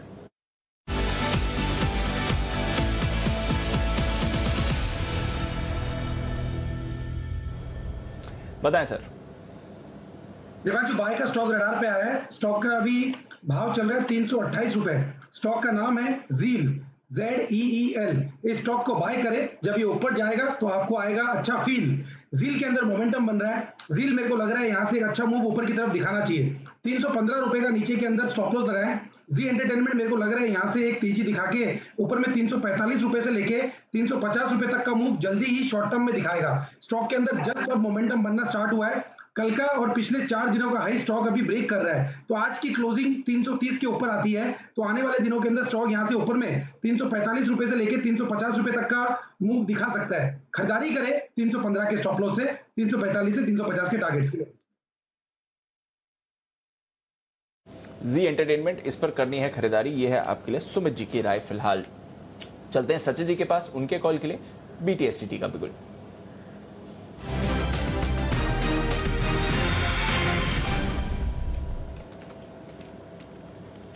बताएं सर। दीपांशु, यहाँ पर मैं कैश लेवल्स दे रहा हूँ। स्टॉक है इंडियाबुल्स हाउसिंग फाइनेंस। मुझे लग रहा है यहाँ पर पिछले 10 दिनों का कंसोलिडेशन ब्रेक हो रहा है। जिस तरीके से फिलहाल इसके लेवल्स प्लेस्ड है, मुझे लग रहा है 232 के आसपास के स्विंग्स इमीडिएटली बनने चाहिए। स्टॉप लॉस आपको लगाना है अराउंड 220 पे, पहला टारगेट होगा अराउंड 232 का। बट पोजिशनली मुझे लग रहा है 250 के आसपास जो एक ब्रेकडाउन हुआ था, मुझे लग रहा है वो पर्टिकुलर लेवल्स वापस रिविजिट हो सकते हैं। सो 245 के फाइनल टारगेट के लिए पोजीशन बनाए रखनी चाहिए एंड खरीदारी करनी है इंडियाबुल्स हाउसिंग फाइनेंस में 220 के स्टॉप लॉस के साथ। ओके, 220 के स्टॉप लॉस के साथ और 227 के ऊपर ब्रेकआउट की तैयारी वागले साहब की थी। वागले साहब 227 के बेहद नजदीक है, 226 पहुंच चुका है, 26.5 पहुंच चुका है। मान ले ब्रेकआउट या करवाना बाकी है? सचिन जी बुलिश हो गए हैं, सोच लीजिए हाथ से निकल जाएगा। अनिल जी, मैं हाथ ऊपर कर रहा हूँ, आप मेरे लिए बिल्कुल बजवा दीजिए। क्लियर कट ब्रेकआउट है, सचिन जी के साथ बिल्कुल हूँ। और ये 235 जो 236 के लेवल आज ही दिखाई देने चाहिए। पोजिशनली 240, एक ही कंडीशन है, ये बैन में नहीं आना चाहिए। नहीं, बैन में आने वाला होगा तो 3 बजे आपको आशीष बता देंगे। और पूरी संभावना है, अभी तक जो दिख रहा है कि बैन में नहीं आए। 220 रुपए के स्टॉप लॉस के साथ 232 और 245 दो स्टॉक तेजी से ब्रेकआउट में आते हुए दिख रहे हैं। ये इंटरेस्टिंग है। और स्टॉप लॉस 220 का लगाएं, एक जिसका अभी जिक्र किया सुमित जी ने, जी एंटरटेनमेंट, दूसरा इंडियाबुल्स हाउसिंग। ये दो स्टॉक जबरदस्त एक्शन में आते हुए दिख रहे हैं। इस वक्त एक्शन में है एक और स्टॉक और वो है डीमार्ट। नतीजों में क्या खास रहा है और नतीजों के बाद ब्रोकरेजेस की क्या राय डीमार्ट पर निकल कर आ रही है, बता रहे हैं वरुण दुबे। वरुण बताइए। अनिल जी, तो नतीजे तो देखिए, हमारे अनुमान जो हमने लगाया था उसके मुताबिक ही आए हैं। कंपनी की रेवेन्यूज तो कंपनी ने बता दी थी। एबिटा फ्रंट पे अगर आप देखेंगे, मार्जिन फ्रंट पे 9.6% आया, 9.7% के आसपास का अनुमान था। और 586 करोड़ के आसपास कंपनी का मुनाफा जो है वो आया है। 600 करोड़ के आसपास का अनुमान था। लेकिन नतीजों के बाद कहीं ना कहीं स्टॉक में थोड़ी बहुत मुनाफा वसूली जो है वो देखने मिली है। दरअसल कंपनी का कहना है कि प्रोडक्ट मिक्स में थोड़ी दिक्कतें थी, जिसके कारण मार्जिन जितना उन्होंने अनुमान लगाया था उतने नहीं बढ़े हैं। जनरल मर्केंडाइज यानी कि जो बेसिकली अगर आप बोलेंगे तो जो नॉन फूड और अपैरल कारोबार है, वहां पे थोड़ी बहुत दिक्कतें हैं, ये कंपनी का साफ कहना है। और कंपनी के कुछ कारोबार पे महंगाई और पाबंदी जो है उसका असर पड़ा है, जिसके कारण थोड़े बहुत प्रोडक्ट्स ऐसे हैं जिसकी बिक्री में थोड़ी बहुत दिक्कतें आई है। हालांकि FMCG कारोबार में जो सेल्स है वो कंपनी का कहना है कि काफी बेहतर है। और इसके बाद अगर आप देखेंगे तो ब्रोकरेज हाउसेस ने भी इस कंपनी को जो टारगेट है वो काफी बेहतरीन दिए हैं। मॉर्गन स्टैनली अंडर वेट से अब इक्वल वेट का यहाँ टारगेट दे रहा है। 4338 के आसपास के लक्ष्य इन्होंने दिए। इनका कहना है कि Q3 जो है वो काफी एक बेहतर क्वार्टर तक कंपनी के लिए बीट था। मैक्वेरी भी 5450 के आसपास के लक्ष्य दे रहे हैं और इनका कहना है कि काफी बेहतर पोजीशन है ये कंपनी आगे के इन्फ्लेशनरी प्रेशर्स को संभालने के लिए। और कॉस्ट प्रेशर्स जो है वो इस कंपनी के काफी कम रह सकते हैं। जेटलीज देखिए, इन्होंने अंडर परफॉर्म जरूर दे रहे हैं, लेकिन इनको भी प्राइस टारगेट बढ़ाना पड़ा। 3700 से बढ़ा के 3800 का किया। UBS 3500 के आसपास का प्राइस टारगेट दे रहा है। क्रेडिट स्विस जो है वहाँ 3800-600 के आसपास का प्राइस टारगेट दे रहा है। JP मॉर्गन 3955 के आसपास का प्राइस टारगेट दे रहा है। कुछ है जैसे कि JP मॉर्गन और UBS, इनका कहना है कि स्लाइटली मिस है ये रिजल्ट जो है, और इसके वजह से ये शायद उतने खुश नहीं है जितना होना चाहिए। और शायद इसी का इम्पैक्ट आप देख रहे हैं कि मार्केट में नतीजों के बाद थोड़ा बहुत सेल ऑफ जो है वो देखने मिला है। हालांकि नतीजों के पहले अगर आप देखते हैं तो 4500 से 4700 तक ऑलरेडी रैली जो है ये स्टॉक दिखा चुका था। बिल्कुल, थोड़ा नतीजों से पहले रैली आई, थोड़ा नतीजों के बाद हल्का सा डिप आया है। थोड़ा डिवाइडेड सेंटिमेंट है कि नतीजे अनुमान मुताबिक हैं या थोड़े कमजोर हैं। बाजार का भी उसी तरह के आप टारगेट देख रहे हैं। कहीं मॉर्गन स्टैनली 4350 की बात कर रहा है, वहीं दूसरे ब्रोकरेज 5000 की बात कर रहे हैं और फिर 3500 3800 तक के टारगेट्स भी आ रहे हैं। चोपड़ा साहब, हमेशा महंगा ही स्टॉक रहा है एवेन्यू सुपरमार्ट्स, बट फिलहाल इन लेवल्स पर और स्पेशली नतीजों के बाद कोई व्यू एवेन्यू पर? देखिए, महंगा है इसका मतलब ये नहीं है कि अच्छा नहीं है। हमको बेसिक चीज समझनी पड़ेगी। जिस तरह से दमानी साहब इस बिजनेस को रन करते हैं, रिटेल में जनरली अगर आप सुभिक्षा के टाइम से देखें या जो आरपीजी ग्रुप के जो रिटेल चेन्स थे या इवन बियानी साहब थे, वो हर जगह ने पैसा जलाया, मगर डीमार्ट ऐसा कंपनी है जो पैसा बना रहा है। इसका कारण ये है कि ये लोग बहुत ज़्यादा वैरायटी नहीं रखते हैं। इनका रिसर्च टीम बहुत अच्छा काम करता है। जो शेल्फ स्पेस है उसके ऊपर वही प्रोडक्ट रखे जाते हैं जो सबसे ज़्यादा बिकते हैं। तो अगर किसी पर्टिकुलर अमुक चीज़ का कोई, मान लीजिए कि दूध में घोलने वाला पदार्थ है, कोई हॉर्लिक्स टाइप या कुछ है, तो हॉर्लिक्स के अगर हैं तो वो 4 फ्लेवर ही मिलेंगे या 5 फ्लेवर मिलेंगे जो सबसे ज़्यादा बिकते हैं। तो इनका जो स्ट्रेंथ है वो अपनी पहली बात तो इनके जो स्टोर्स हैं उनके रेंटल्स बहुत कम है, वो हाई स्ट्रीट में नहीं मिलते। अगर आप बिग बाजार या दूसरे जो कंपनीज के जो स्टोर्स देखेंगे वो आपको हाई स्ट्रीट में मिलेंगे, बहुत महंगे रेंटल्स होते हैं। तो एवेन्यू सुपरमार्ट पहली बात रेंटल्स में पैसा बचाता है, कई जगह पे इनकी ओन्ड हैं जो लोकेशंस हैं। थर्डली जो इनका शेल्फ स्पेस है उसको बहुत अच्छे से मैनेज करते हैं, वही प्रोडक्ट रखते हैं जिसमें अच्छी जो सेल्स हो। तो इन सब चीज़ों के चलते हुए एवेन्यू सुपरमार्ट अच्छा पैसा बनाता है। मुझे लगता है यहाँ पर भी ऐसा नहीं है कि बहुत एक्सपेंसिव है। इसका लगभग 6000 का हाई बना हुआ है। मुझे लगता है कि अगर कोई फ्रेश एंट्री भी करना चाहे तो भी कोई बुराई नहीं है लंबी अवधि के लिए। ये स्टॉक 6000 तक दोबारा जा सकता है। तो मेरे हिसाब से ये स्टॉक महंगा नहीं है। अगर आप परसेंटेज रिटर्न्स की बात करें तो ये निश्चित रूप से आपको परसेंटेज रिटर्न्स देगा और अनलॉक थीम से जुड़ा हुआ है। मुझे लगता है ओमिक्रॉन का जो डर है वो धीरे धीरे फेज आउट हो जाएगा, अभी नहीं, महीने 2 महीने बाद तो दोबारा से हम रिटेल चेन्स में तेजी देखेंगे। तो जब भी गिरावट में ये स्टॉक मिले लेना चाहिए। बिल्कुल, गिरावट में स्टॉक मिले लेना चाहिए। महंगा था, महंगा ही रहेगा, वो इसकी एक बात बनी हुई है अभी तक। बट आइए कुछ और कॉल्स भी लेनी है। एक कॉल किरण जी दे रहे हैं बिल्कुल, उनके लिए किरण का कमाल।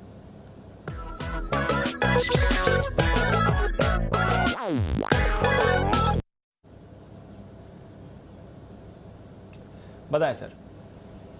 दीप, आज राकेश जी का बर्थडे है, हैप्पी वाला बर्थडे है, तो मैं उनको ये गिफ्ट करना चाहता हूँ ये स्टॉक, और ऑप्शन स्ट्रेटेजी देने वाला हूँ। बाय करना है जी का 330 का कॉल ऑप्शन, जो कि लगभग 14 रुपए 50 पैसे 70 पैसे के आसपास ट्रेड कर रहा है। आपका स्टॉप लॉस बहुत नजदीक रहेगा। आपका स्टॉप लॉस रहेगा लगभग 12.5 रुपए का, और टारगेट्स के लिए मैं मानता हूं 22 से लेके 25 के टारगेट्स देखने को मिल जाने चाहिए जी लिमिटेड में। अभी थोड़ी देर पहले सुमित जी ने भी बताया था जी का चार्ट पैटर्न, उसके साथ साथ ऑप्शन चेन डेटा में बहुत अच्छी अनवाइंडिंग देखने को मिल रही है। तो उसके चलते मुझे लगता है कि ये जो टारगेट्स है वो इजीली हासिल होते नजर आ जाने चाहिए। तो ये है आपको कॉल ऑप्शन, आपकी तरफ से गिफ्ट है। एक्चुअली जब आप गिफ्ट मतलब क्या फ्रेंड या फैमिली मेंबर मान के कैसे दे रहे हो किरण जी गिफ्ट? आप बंसल जी को गिफ्ट देने का पर्पस, वजह क्या मतलब है, क्या समझ के दे रहे हो आप? फ्रेंड एंड फैमिली दोनों मिला के। अच्छा, देखो आपके इंटेंशन तो अच्छे हैं गिफ्ट देने के, आपने सोच समझ के अच्छी गिफ्ट भी दी। कई बार ऐसा होता है ना, आप आपस में फ्रेंड फैमिली को गिफ्ट देते हो, उसको पसंद नहीं आता, और फिर आपको पता चलता है बाद में पीछे से कोई बोलता है अरे तुमने जो उसको गिफ्ट दिया ना उसको तो बिल्कुल ही पसंद नहीं आया, उसने तो बोला एकदम रद्दी है, बेकार है, ऐसा है। तो फिर दूसरी बार सोचते हैं कि कैश ही दे दे, जाने दो, उसको जो लेना होगा ले लेगा। तो बंसल जी क्या प्रीफर करेंगे, ये वाला जो ऑप्शन दिया वो या लिफाफा कैश वाला? देखिए अनिल जी, अभी तो इन्होंने जो गिफ्ट दिया है प्यार से अनिल जी उसको रख लिया है। अभी बजट कैफे में किरण जी से मुलाकात होगी तो गिफ्ट अनिल जी इनको देके और उनसे मैं बोलूंगा कि भैया इसको इन काइंड में, इन लिफाफे में, अपने सुमित जी वाले लिफाफे में कन्वर्ट कर दें। क्या बात। अच्छा जी चलिए, एक तो मतलब जो मिल रहा है वो तो छोड़ना नहीं है, दूसरा और पक्का कर लेना है। जी किरण जी। अनिल जी, सुमित जी का लिफाफा 51 रुपए 101 रुपए का होता है, तो वो चल जाएगा बंसल जी को? देखो ये तो इसमें तो है ना, देने वाले की श्रद्धा भी दिखती है उसमें कि कितना बड़ा लिफाफा दिया। आप अपना सोच के दो, अगले का मत सोचो। जी कुणाल जी कुछ कह रहे हैं। जी कुणाल जी। अनिल जी देखिए, बंसल जी का फॉर्मूला अनिल जी बता देता हूं आपको। बंसल जी का अनिल जी फॉर्मूला ये है कि गिफ्ट वो ले लेते हैं, पसंद नहीं आया तो दिवाली की सोन पापड़ी की तरह अनिल जी आगे उसको पास ऑन कर देते हैं अनिल जी, लेकिन मना नहीं करते अनिल जी। हे भगवान, किसी को दिवाली ऐसी ना मनाने को मिले कि सोन पापड़ी गिफ्ट में आए। मतलब वो कितने साल, जब तक उसकी एक्सपायर, अच्छा आधे से ज्यादा लोग तो एक्सपायरी डेट तक नहीं देखते, ऐसे कैसे आगे बढ़ाते जा रहे, 3-4 दिवाली तक चलती रहती है। ध्यान रखें, कम से कम आप दे भी तो एक्सपायरी डेट जरूर देखें कि वाकई में इतनी पुरानी तो नहीं होगी कि आगे भेजनी नहीं है। आइए बढ़ते आगे और मुलाकात करते हैं बसीन साहब से। और बसीन साहब आज हमारे साथ लाइव हैं, जुड़े हुए तैयार।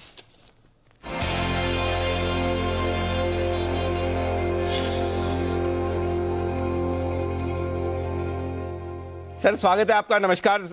18,000 के नजदीक 15 पॉइंट ही बचा है, 15 भी नहीं 11 पॉइंट ही बचा, आप ही के लिए बचा के रखा है। मैंने कहा वसीम साहब आएंगे उसके बाद ही हिट करेंगे, 10-15 पॉइंट तो बचा के रखे कम से कम।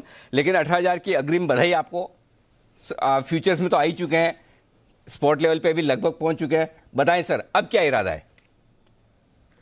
तो अनिल जी पहले तो सबको शुभकामनाएं, और मैं जैसे बोलता हूँ हाउस द जोश एज 18,000। जोश आपको पता है 16,500 पे सबका जोश गैप था, सबने कहा शेयर बाजार गया।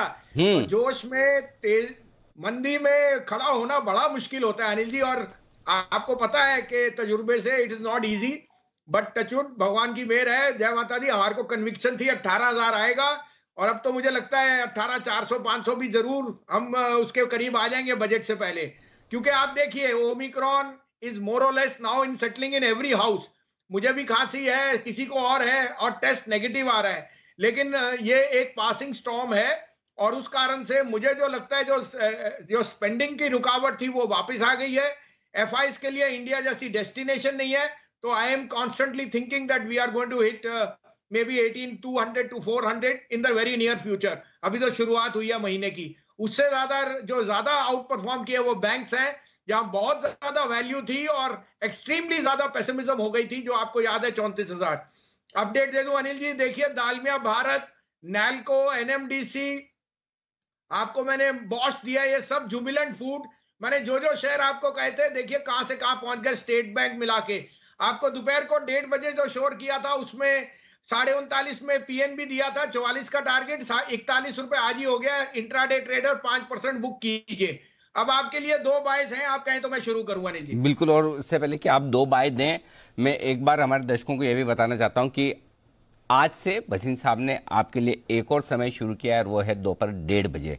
अब दोपहर 1:30 बजे भी आपको बेहतरीन ट्रेडिंग स्ट्रेटेजीज, वहां पर स्पेशली पेयर स्ट्रेटेजीज या ट्रेडिंग स्ट्रेटेजीज, अलग अलग तरह की ट्रेडर्स के लिए बसीन साहब लेकर आएंगे। बीच बीच में आपके लिए पोजिशनल ट्रेडर्स के लिए तो रोज आपको पिक्स मिलती है, इन्वेस्टमेंट के लिए आज से कैश मार्केट के बेहतरीन स्टॉक्स आपको बसीन साहब देते हैं। लेकिन दोपहर में 1:30 बजे भी हर रोज आप जी बिजनेस पर बसीन साहब को देख पाएंगे, सुन पाएंगे, और उनके ज्ञान का, उनके पिक्स का फायदा आप उठा पाएंगे। धन्यवाद सर, आपने हमारी रिक्वेस्ट पर एक और समय निकाला और दोपहर का 1:30 बजे का एक और शो आपने शुरू किया, उसके लिए बहुत बहुत शुक्रिया सर। बताएं सर आज की पहली पिक अब आज के लिए क्लोजिंग शो की। हाँ, और अनिल जी उस पे आपने बहुत अच्छा उनको एक्सप्लेन कर दिया कि 1:30 बजे ट्रेडर आएगा। इसको ये मत करना कि इससे शादी करनी है, शादी में आपकी घरवाली घर पे है, ये शेयर है, ट्रेड करने के लिए है, सुबह और शाम में इससे पीछा छोड़ना पड़ेगा, अगर नहीं चला तो निकल जाना। तो the trader is here to make money, ये घरवाली नहीं है, वो घर पे बैठी रहेगी, ठीक है जी। तो उसके लिए हमने बहुत सारे शेयर दिए हमारे पे। तो जस्ट टू क्लैरिफाई, ट्रेडर, और मेरे को फिर बाद में ट्रोल मत करना कि 5% का था और 2% मिल गया, इसमें कोई मेरे भी बाल सफेद हो गए सर, क्योंकि हम भी गलत होते हैं, बहुत बारी गलत होते हैं, और हमें ये आपको इसलिए दे रहे हैं कि आपको 1:30 बजे हमें मार्केट का फ्लो समझ आ जाता है, इस कारण से हम उसका फायदा उठा रहे हैं। अनिल जी देखिए, मेरा टॉपिक आज का है इंडिया बुल, लेकिन वो 24.5-25 पे है, अभी भाव उसका बढ़ गया, 27.5 हो गया, 28।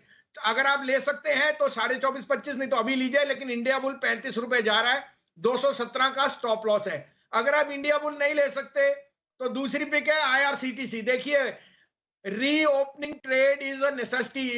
इंडिगो चाहे बोल दे वो 2% कटेंगे, लेकिन टिकट नहीं मिल रही सर, एयरपोर्टों पे खड़े होने की जगह नहीं है, and this is a passing storm. जब आपकी रीओपनिंग होगी तो ट्रेन की टिकटें IRCTC is going to rule the roost.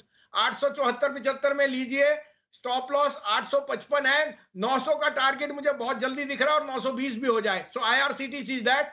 और अगर इंडिया बुल नहीं ले सकते तो मेरा मनपसंद शेयर लीजिए, गोदरेज प्रॉपर्टी 1925 रुपए में, स्टॉप लॉस 1880, 1975 टू 1985 का टारगेट।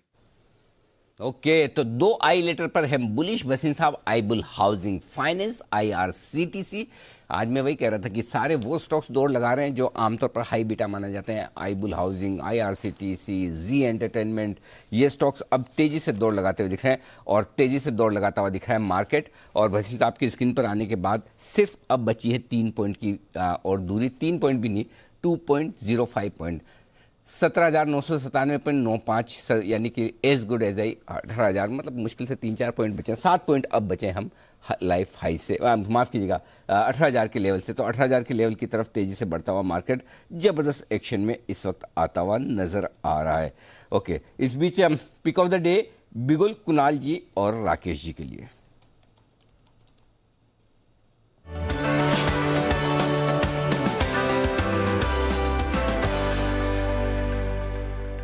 तो इस वक्त जो 18,000 का लेवल निफ्टी पर पहुंचा, उस समय मेरे मुंह से निकल गया लाइफ हाई, आपने सुना भी होगा, है ना।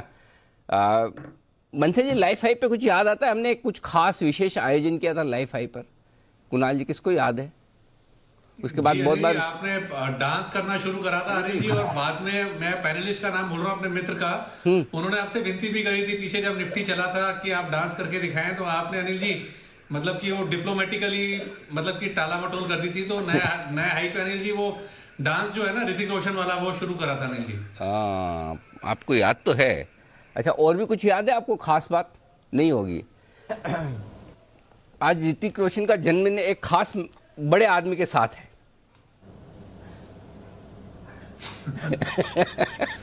बंसल जी, आपको विश्वास तो नहीं हो रहा, लेकिन जी हाँ, आप ही के साथ उनका भी जन्मदिन है।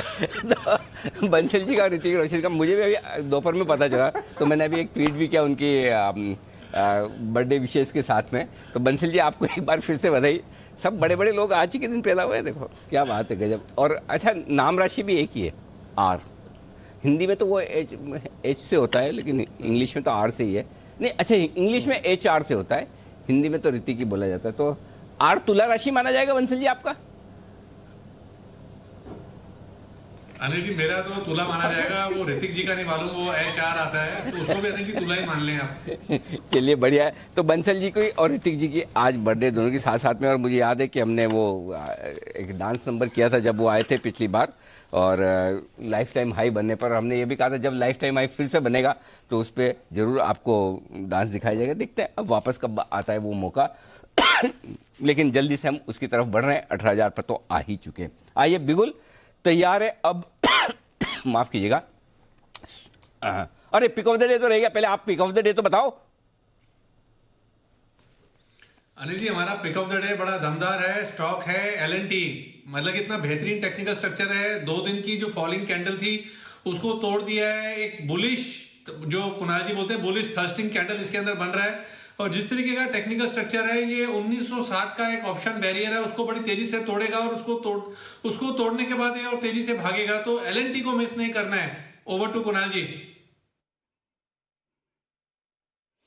अरे जी, जबरदस्त चार्ट पैटर्न है, जैसे राकेश जी ने कहा, bullish thrusting line chart formation यहां पर बनता हुआ दिख रहा है। स्टॉप लॉस रखना है 1930 पर, 1930 पर छोटा सा स्टॉप लॉस लेकर बाय करें। पहला टारगेट होगा 1990 का, 1990 का पहला टारगेट, 2025 तक जाना चाहिए L&T खरीदारी करके चलने की राय है। और अनिल जी, एक छोटा सा सुझाव है अनिल जी मेरे लिए। अनिल जी, आप ही के लिए दे दो, मैं मानूंगा तो हुई नहीं। अगर ये है कि अनिल जी, जब कभी निफ्टी 20 बताइए कि अनिल जी देखिए, जब निफ्टी 20,000 हो अनिल जी, आपको एक नृत्य नाटिका पेश करनी चाहिए अनिल जी। बिल्कुल और सही बात। जैसे ही अनिल जी आप ये घोषणा करेंगे कि मैं ऐसा करूंगा, 101% निफ्टी 20,000 हो जाएगी। बिल्कुल 100% नृत्य नाटिका पेश की जाएगी और नृत्य में खाली एक या दो आदमी डांस करते हैं, नृत्य नाटिका में बहुत सारे लोगों को नचाया जाता है। समझ तो गए होंगे आप, बिल्कुल तैयारी है उसकी, चिंता न करें आप 20,000 करवाइए। आइए तब तक सुमित जी तैयार है बिगुल के साथ।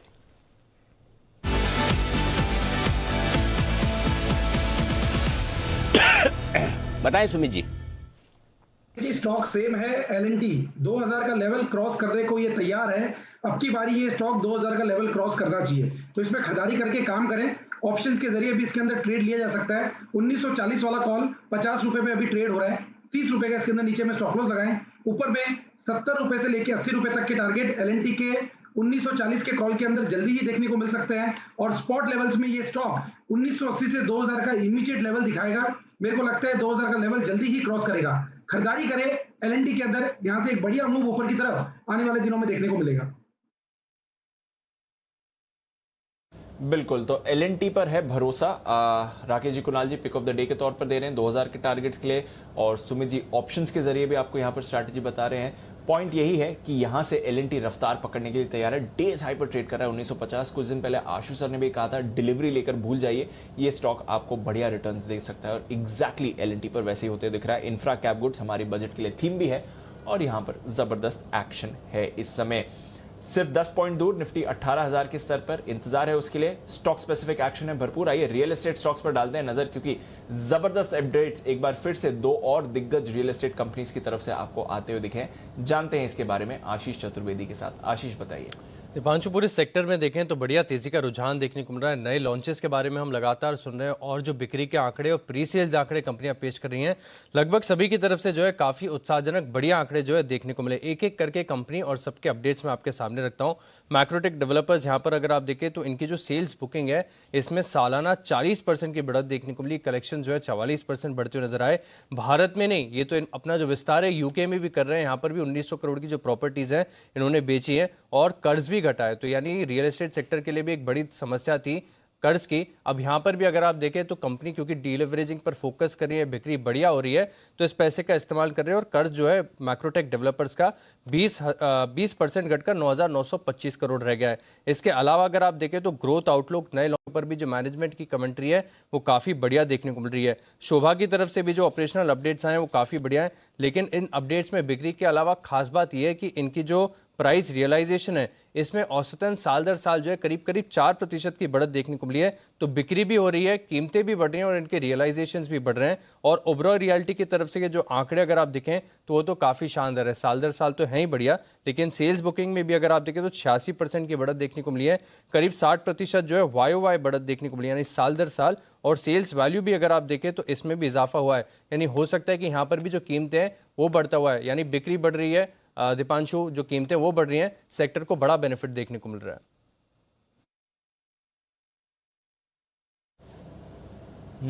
तो रियल एस्टेट काउंटर्स पर रखिए नजर, यहां पर आपके लिए काफी सारे अपडेट्स आते हुए भी इस समय दिख रहे हैं। इंफ्रा स्टॉक्स भी एक्शन में है और कुछ और स्पेसेस भी मूव दिखा रही हैं। आइए चलते हैं एक और बिगुल जो है सच जी के लिए, BTST।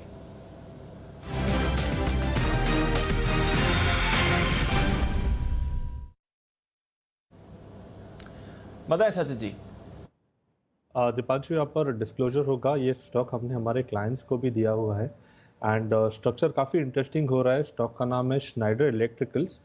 जिस तरीके से पिछले 4 महीनों की गिरावट थी, वो गिरावट कहीं जाकर थम गई है, और डेली और वीकली चार्ट पे देखें तो काफ़ी एक क्लासिक फॉलिंग वेज फॉर्मेशन से ब्रेकआउट एस्टैब्लिश हुआ है। अपने 200 डे एक्सपोनेंशियल मूविंग एवरेज को भी इसने आज ही काटा है। तो जिस तरीके से स्ट्रक्चर है, मुझे लग रहा है 126 के आसपास के स्विंग्स इमीडिएटली बनने चाहिए। पोजिशनल टारगेट होगा अराउंड 135 का। स्टॉप लॉस आपको लगाना है अराउंड 112 पे, एंड खरीदारी करनी है श्नाइडर इलेक्ट्रिकल्स के कैश में। ओके, तो श्नाइडर इलेक्ट्रिकल्स एक और कंपनी जो अगेन कैपिटल गुड्स स्पेस से ही जुड़ी हुई है, जहां पर आपको बढ़िया एक्शन बनते हुए दिख रहा है। तो ये एक थीम है जो इस समय बाजार को ऊपर ले जाने की तैयारी कर रही है। आइए स्वागत करते हैं निफ्टी के निशानेबाज नितिन मुरारका का।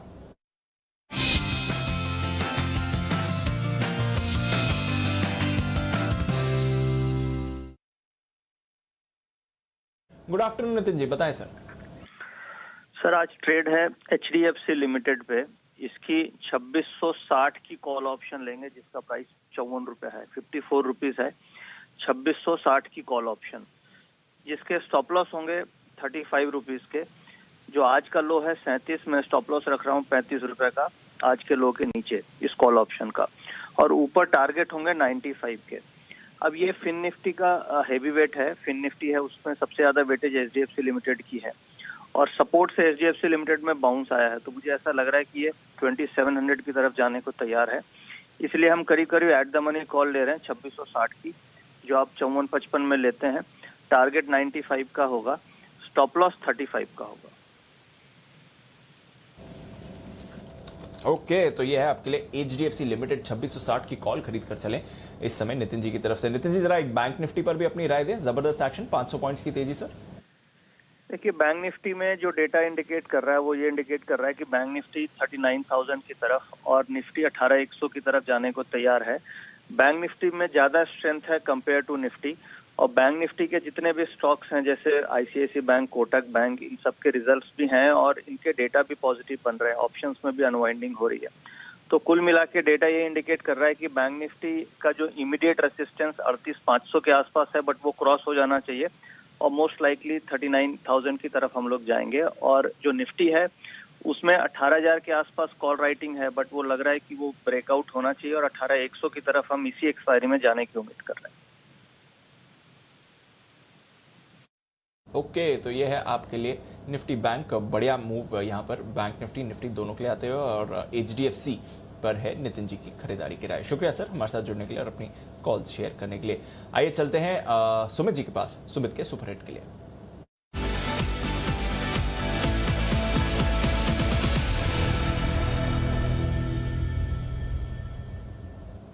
बताएं सुमित जी।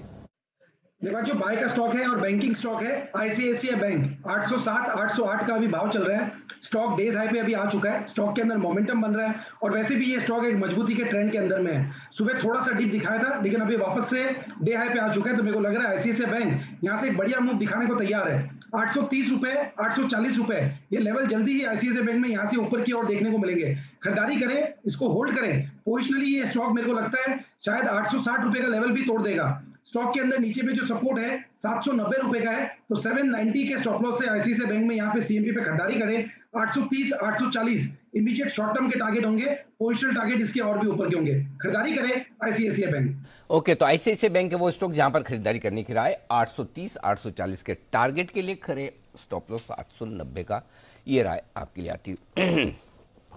2-3 दिनों से एक आदमी बड़ा एक्शन में बार बार स्टॉक्स को बैन में लाने की कोशिश करता हुआ, आशीष चतुर्वेदी। आशीष फिर आ गए आप? हाँ सर, इसका मतलब कुछ ना कुछ तो है अपडेट्स। बिल्कुल बिल्कुल। ओके तो बैन से बेनिफिट का बिगुल आशीष के लिए।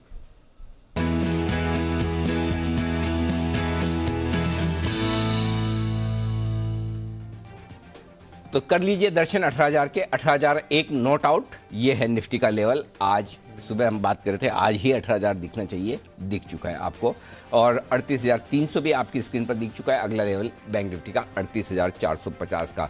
600 अंकों का दमदार उछाल बैंक निफ्टी में, 200 अंकों का दमदार उछाल निफ्टी में, 650 अंक मजबूत होता बैंक निफ्टी। बसिन साहब हमारे साथ हैं ही, थोड़ी देर में फिर से जुड़ जाएंगे, और बसिन साहब भी 18,000 के लिए सबसे पहले सबसे जोर से कह भी रहते, आपके लिए आते हुए दिख भी रहा है 18,000 आपकी निगाहों के सामने।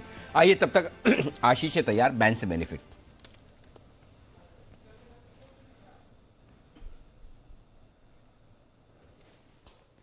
सर अपडेट्स बिल्कुल आ नहीं रहा। तो 2 है बैन में, 3 है सर, 2 स्टॉक है, RBL और डेल्टा कॉप। तो डेल्टा कॉप अभी भी 103% है, RBL 98% है, तो दोनों स्टॉक जो है बैन में है, बैन में बने रहेंगे। लेकिन फ्रेश एंट्री जिसकी हो रही है सर, वो पुराना मेंबर है और लगातार बना रहता है सर, ये है इंडिया बुल्स हाउसिंग फाइनेंस। जब भी चलता है बैन में आ जाता है। अब 105% हो गई तो बैन में बना भी रहेगा। एंट्री तो हो गई लेकिन काफी दिन बिताएगा भी सर ये। सचिन जी की, संदीप जी की जय हो। दोनों मुझे लगता है वो जो म्यूजिक डायरेक्टर होते हैं ना, उस तरह से सचिन जी, संदीप जी, इन दोनों की भी जोड़ी बना दी जाए। पहले संदीप जी रख देते, नाम संदीप जी सीनियर है, तो वागले साहब और सचिदानंद, संदीप जी, सचिन जी, सचिन जी चलेगा पहले, वागले साहब का नाम आगे पहले। 100%। चलिए, तो अब अगले साहब आपको जो डर था वही हो रहा है, बैन में जा रहा है, क्या किया जाए अब इसका? अनिल जी, अगर आपका व्यू शॉर्ट टर्म है तो बुक कर लेना चाहिए, अभी भी इन द मनी है। पोजिशनल व्यू है तो मुझे लगता है ये 250 की तरफ की शुरुआत है, थोड़ा सा टाइम ज्यादा लेगा, उतना ही होगा, लेकिन इसका पैटर्न अभी भी बरकरार है।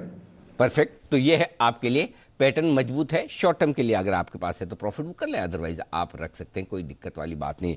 आइए 18,000 के लेवल पर एक बार फिर से भसीन साहब से भी मुलाकात की जाए। भसीन साहब हमारे साथ हैं ही, आज लाइव भी हैं, जुड़े हुए हमारे साथ। भसीन साहब, अब बधाई पूरी तरह से स्वीकार कर लीजिए, उस समय है ना वर्चुअल थोड़ी सी मतलब वो वाली थी, इफ बट वाली, अब फुल फ्लेज बधाई है, 18,000 पार हो चुका है और आंकड़ा देखिए 18,008, ये है आज का हाई। Congratulation sir. धन्यवाद अनिल जी। तो जी के साथ जो जुड़े हुए हैं, जो इन्वेस्टरों को घबराहट हो रही थी, देखिए घबराहट से ही, डर के आगे ही जीत है। और ये आपको ओमिक्रॉन ने भी दिखा दिया कि नंबर बढ़ रहे हैं। जो मैं आपको कहा था अनिल जी कि जब हम 17 के नीचे थे कि France, UK, Dow is hitting new highs and why are we so pessimistic. तो देखिए अब क्या बढ़िया आपके मूवमेंट आई है और मुझे लगता है Indian markets will continue to outperform. जितनी जल्दी इस पे काबू हो जाए, जो हमें लगता है इज अ पासिंग स्टॉर्म। तो बहुत बहुत शुभकामनाएं सबको। और जैसे मैंने कहा, हमें अभी तो बहुत ऊपर जाना है। इस साल में अप्रैल एंड तक तो 20-22 हजार के दर्शन होंगे।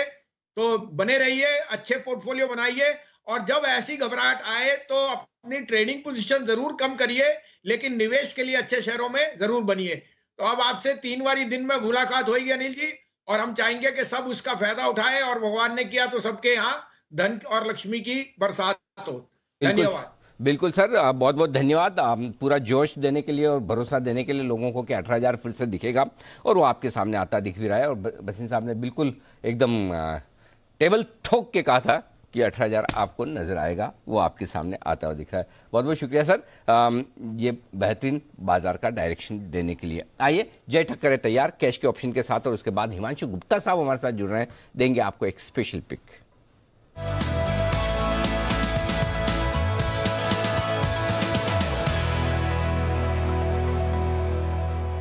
बताएं जी। वेरी गुड आफ्टरनून अनिल जी। अनिल जी, मॉर्निंग वाला कॉल ऑप्शन के टारगेट्स आ चुके हैं 17,850 के। अब जो मैं दे रहा हूँ वो है 18,100 का कॉल ऑप्शन 13 जैन का। 67 पर अभी ये ट्रेड कर रहा है अनिल जी, इसको 67 पर खरीदना है। 16 का स्टॉप लॉस रहेगा, 16 का स्टॉप लॉस रहेगा, 67 पर खरीदे। 18,100 के स्ट्राइक का कॉल ऑप्शन निफ्टी का, 13 जैन की एक्सपायरी का ये है। इसमें जो पहला टारगेट अनिल जी निकल कर आ रहा है that is 104 and second target जो निकल कर आ रहा है दैट इज 123। सो 104, 123, ये दो टारगेट्स के लिए आप 18,100 का कॉल खरीदे।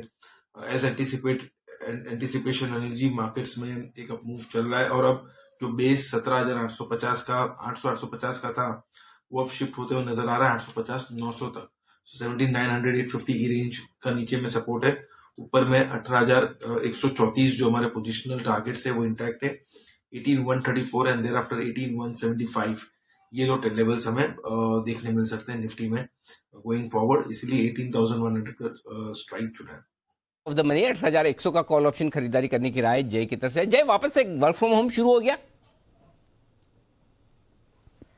जी अनिल जी, थोड़े दिन वर्क फ्रॉम होम है, थोड़े दिन ऑफिस में अनिल जी, तो ऑन एंड ऑफ चलते रहेगा वो। आज कहां से? घर से? आज अनिल जी क्या लग रहा है अनिल जी? मुझे घर से लग रहा है। जी बिल्कुल सही अनिल जी, घर से ही है आज। कल अनिल जी ऑफिस में रहूंगा और ऐसे ही ऑल्टरनेट डेज या वीक चलते रहेगा अनिल जी। ऐसे बताओ, हमको कैसे पता चला कि घर से करें? Anil ji may be curtains देखकर। नहीं, ऐसा थोड़ी है, खाली आप ही के यहाँ से घर से बच्चों की आवाज थोड़ी आती है, वरुण दुबे की यहाँ भी आती है।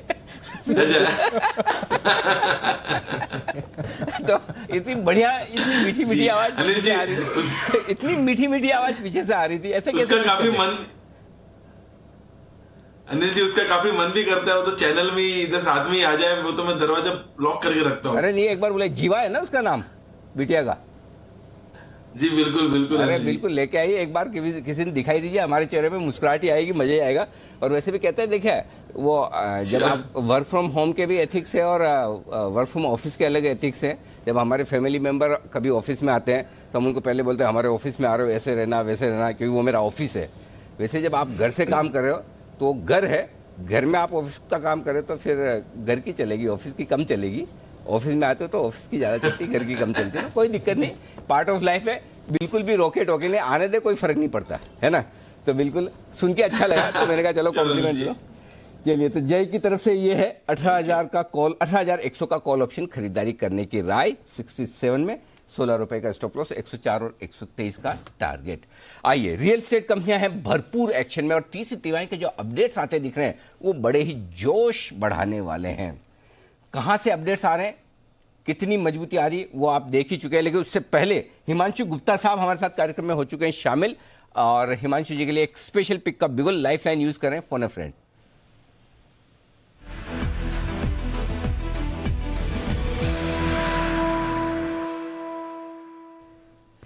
हिमांशु जी स्वागत है। अरे आपके तो अब कौन कौन से बताऊं हिमांशु जी, पिछले 3 वाले तो टारगेट आपके हिट हो गए सारे के सारे, बैक टू बैक, एक एक करके। आईबुल हाउसिंग भी आपने दिया था जहां तक मुझे याद है गुरुवार को, राइट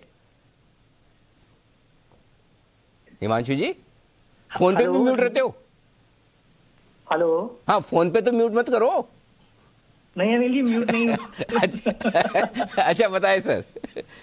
तो Anil ji thank you very much, good afternoon to everyone ji. Anil ji एक स्पेशल पिक है और मुझे लगता है कि उस स्पेशल पिक से पहले थोड़ा सा एक प्लेटफॉर्म बना दूं कि लास्ट टाइम जब स्पेशल पिक दी थी तो पीडीलाइट में खरीदारी की राय दी थी 2450 के आसपास, और वो 2700 रुपए तक नॉन स्टॉप 4-5 दिनों में भागता हुआ गया। वैसा ही ये स्टॉक है अनिल जी, और ये तो इसकी फितरत है, बहुत तेज एक तरफ का ब्रेकआउट देता है ये स्टॉक का नाम है अदानी एंटरप्राइजेज अनिल जी। तो अनिल जी पिछले 10 दिनों में अगर आप देखेंगे तो निफ्टी में जिस तरह की तेजी आई है, तमाम सब सेक्टर स्टॉक्स में एक अच्छा रनअप देखने को मिला है। ये स्टॉक अभी तक एक साइडवेज कंसोलिडेशन में बना हुआ था और आज के सेशन में स्टॉक ने 1730-1735 के ऊपर एक मच अवेटेड ब्रेकआउट यहां पर दिया है। और मेरा ऐसा मानना है अनिल जी कि जितने समय से ये साइडवेज कंसोलिडेशन में था, जो स्प्रिंग जो स्क्वीज था वो अब यहाँ पर एक्सपेंड होता हुआ नजर आएगा। 1785 रुपए का पहला बहुत छोटा कंजर्वेटिव टारगेट, दूसरा टारगेट 1825-1835, तीसरा टारगेट 1880 रुपए का है अनिल जी। और मेरा मानना है कि ये तीनों ही टारगेट आने वाले 4 से 5 दिनों से भी पहले होते हुए नजर आएंगे और इवेंचुअली ये स्टॉक 2000 के लिए चलने के लिए तैयार है। बहुत एक्सट्रीमली रिस्क रिवॉर्ड है Anil ji, favourable risk reward है, माफ कीजिएगा। 1730 के नीचे के स्टॉप लॉस के साथ अदानी एंटरप्राइजेज में यहां पर भी खरीदारी करें। अगर 10 रुपए नीचे मिलता है तो वहां पर पोजीशन को ऐड करें।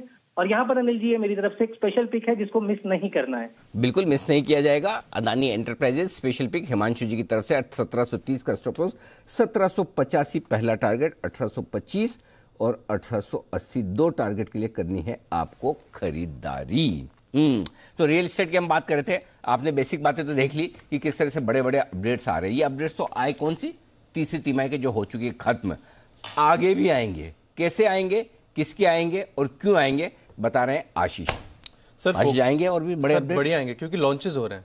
लॉन्चेस तभी होंगे जब माल बिक रहा है और वो भी सुपर हिट। हाँ सुपर हिट, बढ़िया अच्छे अच्छे प्रीमियम प्रोजेक्ट्स आ रहे हैं। कंपनी डीएलएफ है, इसने जो है वन मिड टाउन नाम से जो है एक लग्जरियस प्रोजेक्ट लॉन्च किया है, दिल्ली में लॉन्च किया है मोती नगर में, और काफ़ी प्रीमियम माना जा रहा है क्योंकि सोवरेन गोल्ड जो सिंगापुर सोवरेन वेल्थ फंड है इसके साथ मिलकर जो है इसका डेवलपमेंट किया जा रहा है। प्रोजेक्ट के बारे में मैं बताऊंगा, लेकिन आय के लिहाज से अगर आप देखें फाइनेंशियली तो कंपनी के लिए काफ़ी इंपॉर्टेंस रखता है ये, क्योंकि इस प्रोजेक्ट से कंपनी को उम्मीद है कि 12,000 से लेकर 15,000 करोड़ की जो आय है वो यहाँ पर फ्लो होते हुए नजर आएगी। इसके लिए प्रोजेक्ट के लिए जो है सेल्स ऑलरेडी शुरू कर दी गई है। और मैं आपको बता दूं कि इस प्रोजेक्ट के अंदर जो पहले 3 टावर हैं वो ऑलरेडी लॉन्च हो चुके हैं, यानी इसका अगला भाग है वो लॉन्च हुआ है और माना जा रहा है कि इसको काफ़ी जो है बढ़िया रिस्पांस देखने को मिलेगा, क्योंकि इसमें टोटल 913 यूनिट्स हैं, 39 फ्लोर्स का ये टावर होगा और प्रत्येक जो यूनिट है उसकी शुरुआती कीमत 3.5 करोड़ के आसपास की बताई जा रही है, जो कि ऊपर तक जाएगी। लेकिन जिस प्रकार का आई फ्लो कंपनी जो है एक्सपेक्ट करके चल रही है 12,000 से लेकर 15,000 करोड़,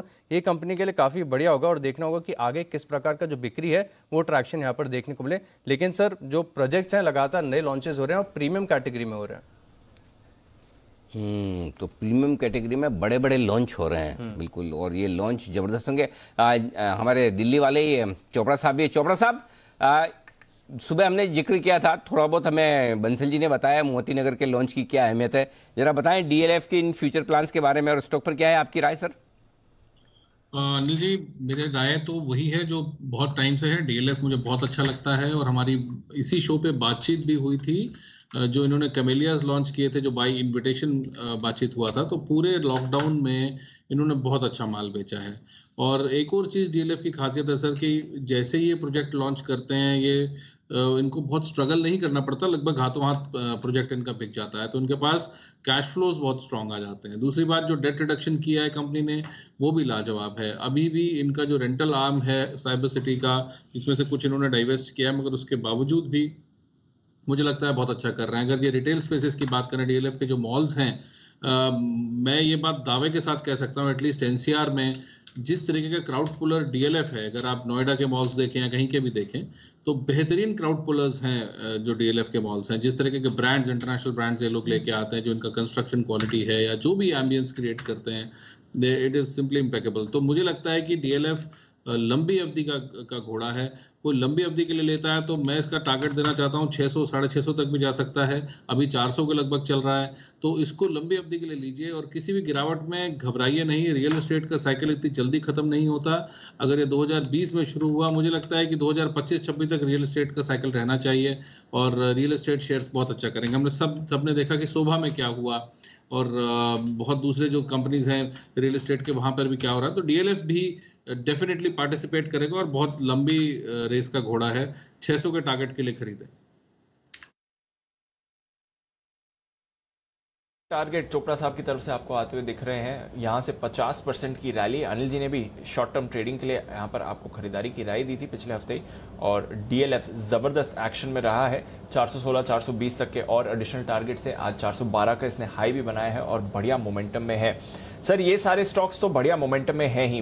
बैंक ऑफ बड़ौदा देख लीजिए, डीएलएफ देख लीजिए, पीएनबी आपकी आज की रिकमेंडेशन देख लीजिए, पर एक स्टॉक जो आपने कुछ समय पहले बात करी थी सुपर स्टॉक में, वहां पर जबरदस्त एक्शन बनते हुए दिख रहा है सर, और वो है पूना वाला फिनकॉर्प। जरा आज भी इस काउंटर को पुल अप करिए, आज भी डबल डिजिट गेन्स इस स्टॉक पर आपको आती हुई दिख रही है। तो वन वे मूव पूना वाला फिनकॉर्प में आपको आती हुई दिखी है और अभी भी देखिए जबरदस्त मोमेंटम में बना हुआ है 200 के लेवल पर। अनिल जी, 29 दिसंबर को हमने इस काउंटर के बारे में बात करी थी और अब देखिए जिस तरह की रैली तब से अब तक बनी है, आज की गेन्स भी अगर आप इंक्लूड कर दें, वन वे मूव। फाइनेंशियल्स अच्छा कर रहे हैं, बट पूना वाला Fincorp definite out performer sir. बिल्कुल दीप, और कोई आश्चर्य नहीं है कि स्टॉक इतना ज़्यादा भाग गया। बस स्पीड थोड़ी सी ज़्यादा रही है, जो हम उम्मीद से हमारी ज़्यादा रही। कई बार ऐसा होता है कोई स्टॉक उम्मीद से पहले ज़्यादा भाग जाते हैं, कभी किसी में वक्त लगता है, तो वो बाजार के बढ़ने और घटने, स्टॉक के बढ़ने घटने की स्पीड का अंदाज़ा नहीं लगता, लेवल्स का लग जाता है। तो इसीलिए लास्ट टाइम भी हम बात यही कर रहे थे कि भाई 16,200 16,400 पे बॉटम बनेगा, वहाँ पर लेने का और पोर्टफोलियो में पैसा डालने का। 16,800 में दो जगह हमने कहा था कि पैसा डालना चाहिए। अब लेकिन वहाँ से इतना तेज़ी से भागेगा, बढ़ेगा ये बात पक्की, लेकिन इतना तेज़ी से बढ़ेगा ये थोड़ी पता होता है। तो बस ठीक है, पूना वाला भी अच्छा है, होल्ड करें अभी भी। अगर आप लॉन्ग टर्म इन्वेस्टर हैं तो 350 रुपये के टारगेट के लिए होल्ड करें। आप शॉर्ट टर्म इन्वेस्टर हैं या आपने ज़्यादा लिया है क्वांटिटी, तो पार्ट चाहें तो प्रॉफिट बुक कर लें आजकल में। कभी आज तो सर्किट एक आध दिन और देख लें, थोड़ा सा प्रॉफिट बुक कर लें और बाकी का फिर छोड़ दें, भूल जाए, आराम से टेंशन फ्री हो जाए। तो ये आपके लिए राय होगी। दूसरा मेरे ख्याल से एक और स्टॉक था दीप, हिम्मत सिंह का सीड, वो भी एक अच्छी मजबूती दिखाता हुआ नजर आ रहा है, वहाँ पर भी बढ़िया तेजी हुई। तो स्टॉक्स लगभग सारे अच्छे एक्शन में ही, तो आराम से आप होल्ड करें, कोई दिक्कत वाली बात नहीं है जी। एब्सोल्युटली, पूना वाला फिनकॉर्प, हिम्मत सिंह का, कुछ और भी बढ़िया हमारी रिकमेंडेशंस। वरॉक जब हमने बात करी थी जबरदस्त एक्शन में था। एनसीसी की आज हमने बात करी है। बजट सस्ता शेयर, ये अब हमारी नई थीम है, अब से बजट को लेकर वहां पर भी आपको रखनी है नजर रखनी है। बाजार के आखिरी 10 मिनट के एक्शन पर आइए क्लोजिंग से पहले कल के लिए क्या स्ट्रैटेजी बना के जाएं, ये जान लेते हैं अनिल जी के साथ।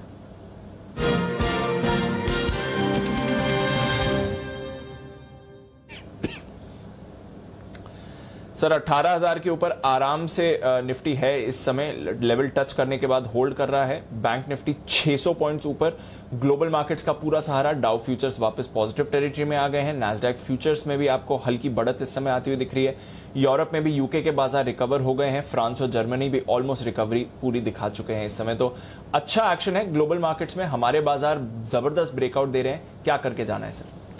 तेजी की पोजीशन बरकरार रखनी चाहिए, दीप बेचना नहीं चाहिए। हालांकि 18,000 के उस लेवल पर आप बंद हो रहे हैं जो कि मेक और ब्रेक लेवल है। ऊपर की तरफ 18,000 के कॉल ऑप्शन पर हाईएस्ट ओपन इंटरेस्ट वीकली और मंथली दोनों सीरीज में तो नेचुरली रिस्क है, और रिस्क को कम करने के लिए आपके पास दो ऑप्शन है। या तो आप ये सोच के चलें कि 17,900 खुलेगा तो मैं और खरीदूंगा, या 17,800 का पुट ऑप्शन खरीद कर आप अपने आप को हेज कर सकते हैं अगर चाहें तो। ये 18,200 का कॉल ऑप्शन भी बेच सकते हैं, जो आपको ठीक लगे, लेकिन लॉन्ग पोजीशन बरकरार रखनी चाहिए। बैंक निफ्टी 38,000 के ऊपर बंद नहीं हो रहा, बल्कि 38,350 के ऊपर बंद हो रहा है, तो जो कि बहुत ही दमदार तगड़ी क्लोजिंग है। बैंक निफ्टी में भी लॉन्ग पोजीशन बरकरार रखें। अगर आपको हेजिंग करनी है तो 38,000 का पुट ऑप्शन खरीद लें और तेजी को बरकरार रखें।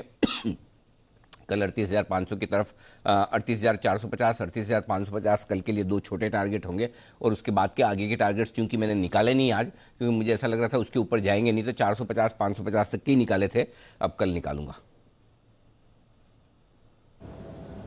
बिल्कुल, तो लेवल्स थोड़े खत्म हो गए हैं जिस तरह से मूव आई है। फ्रेश लेवल्स कल अनिल जी से जानेंगे, और ट्रेंड और सेंटिमेंट के लिहाज से भी किस तरह का बाजार सेटअप है इस पर भी करेंगे कल सुबह चर्चा। तो जबरदस्त एक्शन, 18,000 के ऊपर आपको बाजार आते हुए दिख रहे हैं। आइए कुछ और फाइनल कॉल्स क्लोजिंग से पहले। बिगुल जय का जैकपॉट।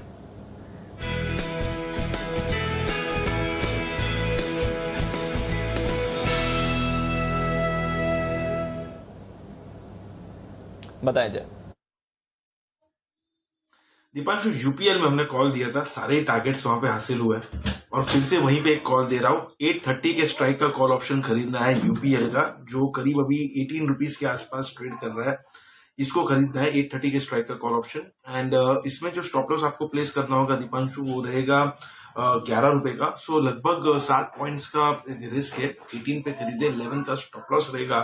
ऊपर में जो टारगेट्स निकल कर आ रहा है वो है 27 और 33, 27 एंड 33, ये दो टारगेट्स के लिए यूपीएल का टारगेट्स खरीदे। मुझे ऐसा लग रहा है कि लगभग 865 से लेकर 875 तक के लेवल्स हमें स्पॉट में यूपीएल में देखने मिल सकते हैं। ओके, तो यूपीएल एक और स्टॉक जो हमारे रेडार पर रहा है। 780 के लेवल्स पर अनिल जी ने कहा था बजट तक खरीद कर रखिए, 850 तक के लेवल्स तो आपको आते हुए दिखेंगे, और इस साल के लिए भी होल्ड करेंगे तो और दमदार गेन्स रहेंगी, और बढ़िया एक्शन तभी से यूपीएल में बना हुआ है। रिकमेंडेड लेवल से भी करीब 40 रुपए की तेजी आप इस स्टॉक पर कुछ दिनों में देख चुके हैं। बढ़िया मोमेंटम है, और स्टॉक्स भी एक एक करके आपको अच्छे ब्रेकआउट इस समय दिखा रहे हैं। मूव अभी अभी एक कमेंट्स में भी आते हुए दिखा है, नजर रखिएगा, ये भी एक काउंटर है जो आपके रेडार पर रहना चाहिए। ग्रासिम पर एक अच्छी मूव आती हुई दिख रही है, थोड़ी देर पहले एक फ्रेश स्पाइक भी आया था। बंसल जी जरा ग्रासिम का चार्ट देखें तो। बेहतरीन टेक्निकल स्ट्रक्चर है, पिछले 2 दिनों से बढ़ रहा है। तो जिनके पास है दीपांशु, होल्ड की राय है। 1880, 1885 का टारगेट है। डिप पे खरीदते हैं अगर 1815, 1825, 1815, 1825 के प्राइस मिलते हैं तो वो अच्छे स्तर है। डिप पे ग्रासिम में खरीदारी की राय है। जिनके पास है होल्ड करें 1880, 1885 के टारगेट के लिए। ओके, तो ये है आपके लिए ग्रासिम। आज कुछ फार्मा स्टॉक्स में मोमेंटम आया है, इतना फोकस हमारा गया नहीं, बट ग्लेनमार्क और एल्केम, इन दोनों काउंटर्स पर आपने एक अच्छी मूव बनती हुई देखी है, नजर रखिएगा। और सचिन जी, एक सरप्राइज मूवर औरोबिंदो, इस पर आज क्या चल रहा है? औरोबिंदो में ऐसी मूव कहां से आ गई? दीपांशु, यहाँ पर एक हर्डल है स्टॉक में अराउंड 740 के आसपास। मुझे लग रहा है वो पर्टिकुलर हर्डल निकलना ज़रूरी है। अगर वो ब्रेकआउट हो जाता है तो काफ़ी बड़ी रिलीफ रैली इस पर्टिकुलर स्टॉक में नज़र आ सकती है, क्योंकि बीच में कोई बड़ा रेजिस्टेंस नहीं है। फिर लगभग अराउंड 770 से लेके 790 के जोन में स्विंग हो सकते हैं, तो डेफिनेटली यहाँ पर वेट एंड वॉच करना है। बट जिस तरीके से ओपनिंग हुई है, कल का जो कैंडल इसने एनगल्फ किया है, तो मुझे लग रहा है थोड़ा सा अगर हम प्रीएम्प्टिव लॉन्ग्स बिल्ड करें तो स्टॉप लॉस आपको लगाना है अराउंड 724 पे on a daily closing basis, and expect करना है कि अराउंड 740 का जैसे ही ब्रेकआउट हो जाता है तो 770 के स्विंग्स मुझे लग रहा है 1 से 2 दिनों में ही हो जाने चाहिए। सो डेफिनेटली अपने लॉन्ग बायस पे रखना है 724 के स्टॉप लॉस के साथ। ओके, तो 770 के तक के लेवल्स औरों में आपको आते हुए दिख सकते हैं। एक बिगुल सुमित जी के लिए, सुमित का सुपर हिट।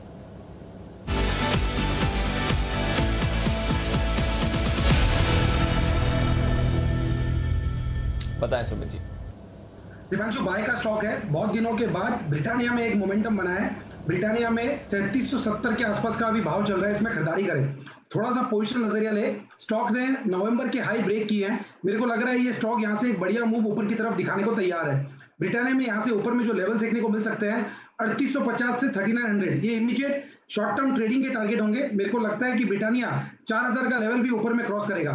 खरीदारी करें, नीचे के अंदर स्टॉप लॉस लगाएं 3680, ऊपर में 3850 से लेके 3900 ये इमीडिएट टारगेट, और फिर ओवरऑल 4000 प्लस के लेवल ब्रिटानिया में देखने को मिल सकते हैं। खरीदारी करके चलने का सलाह रहेगा ब्रिटानिया में।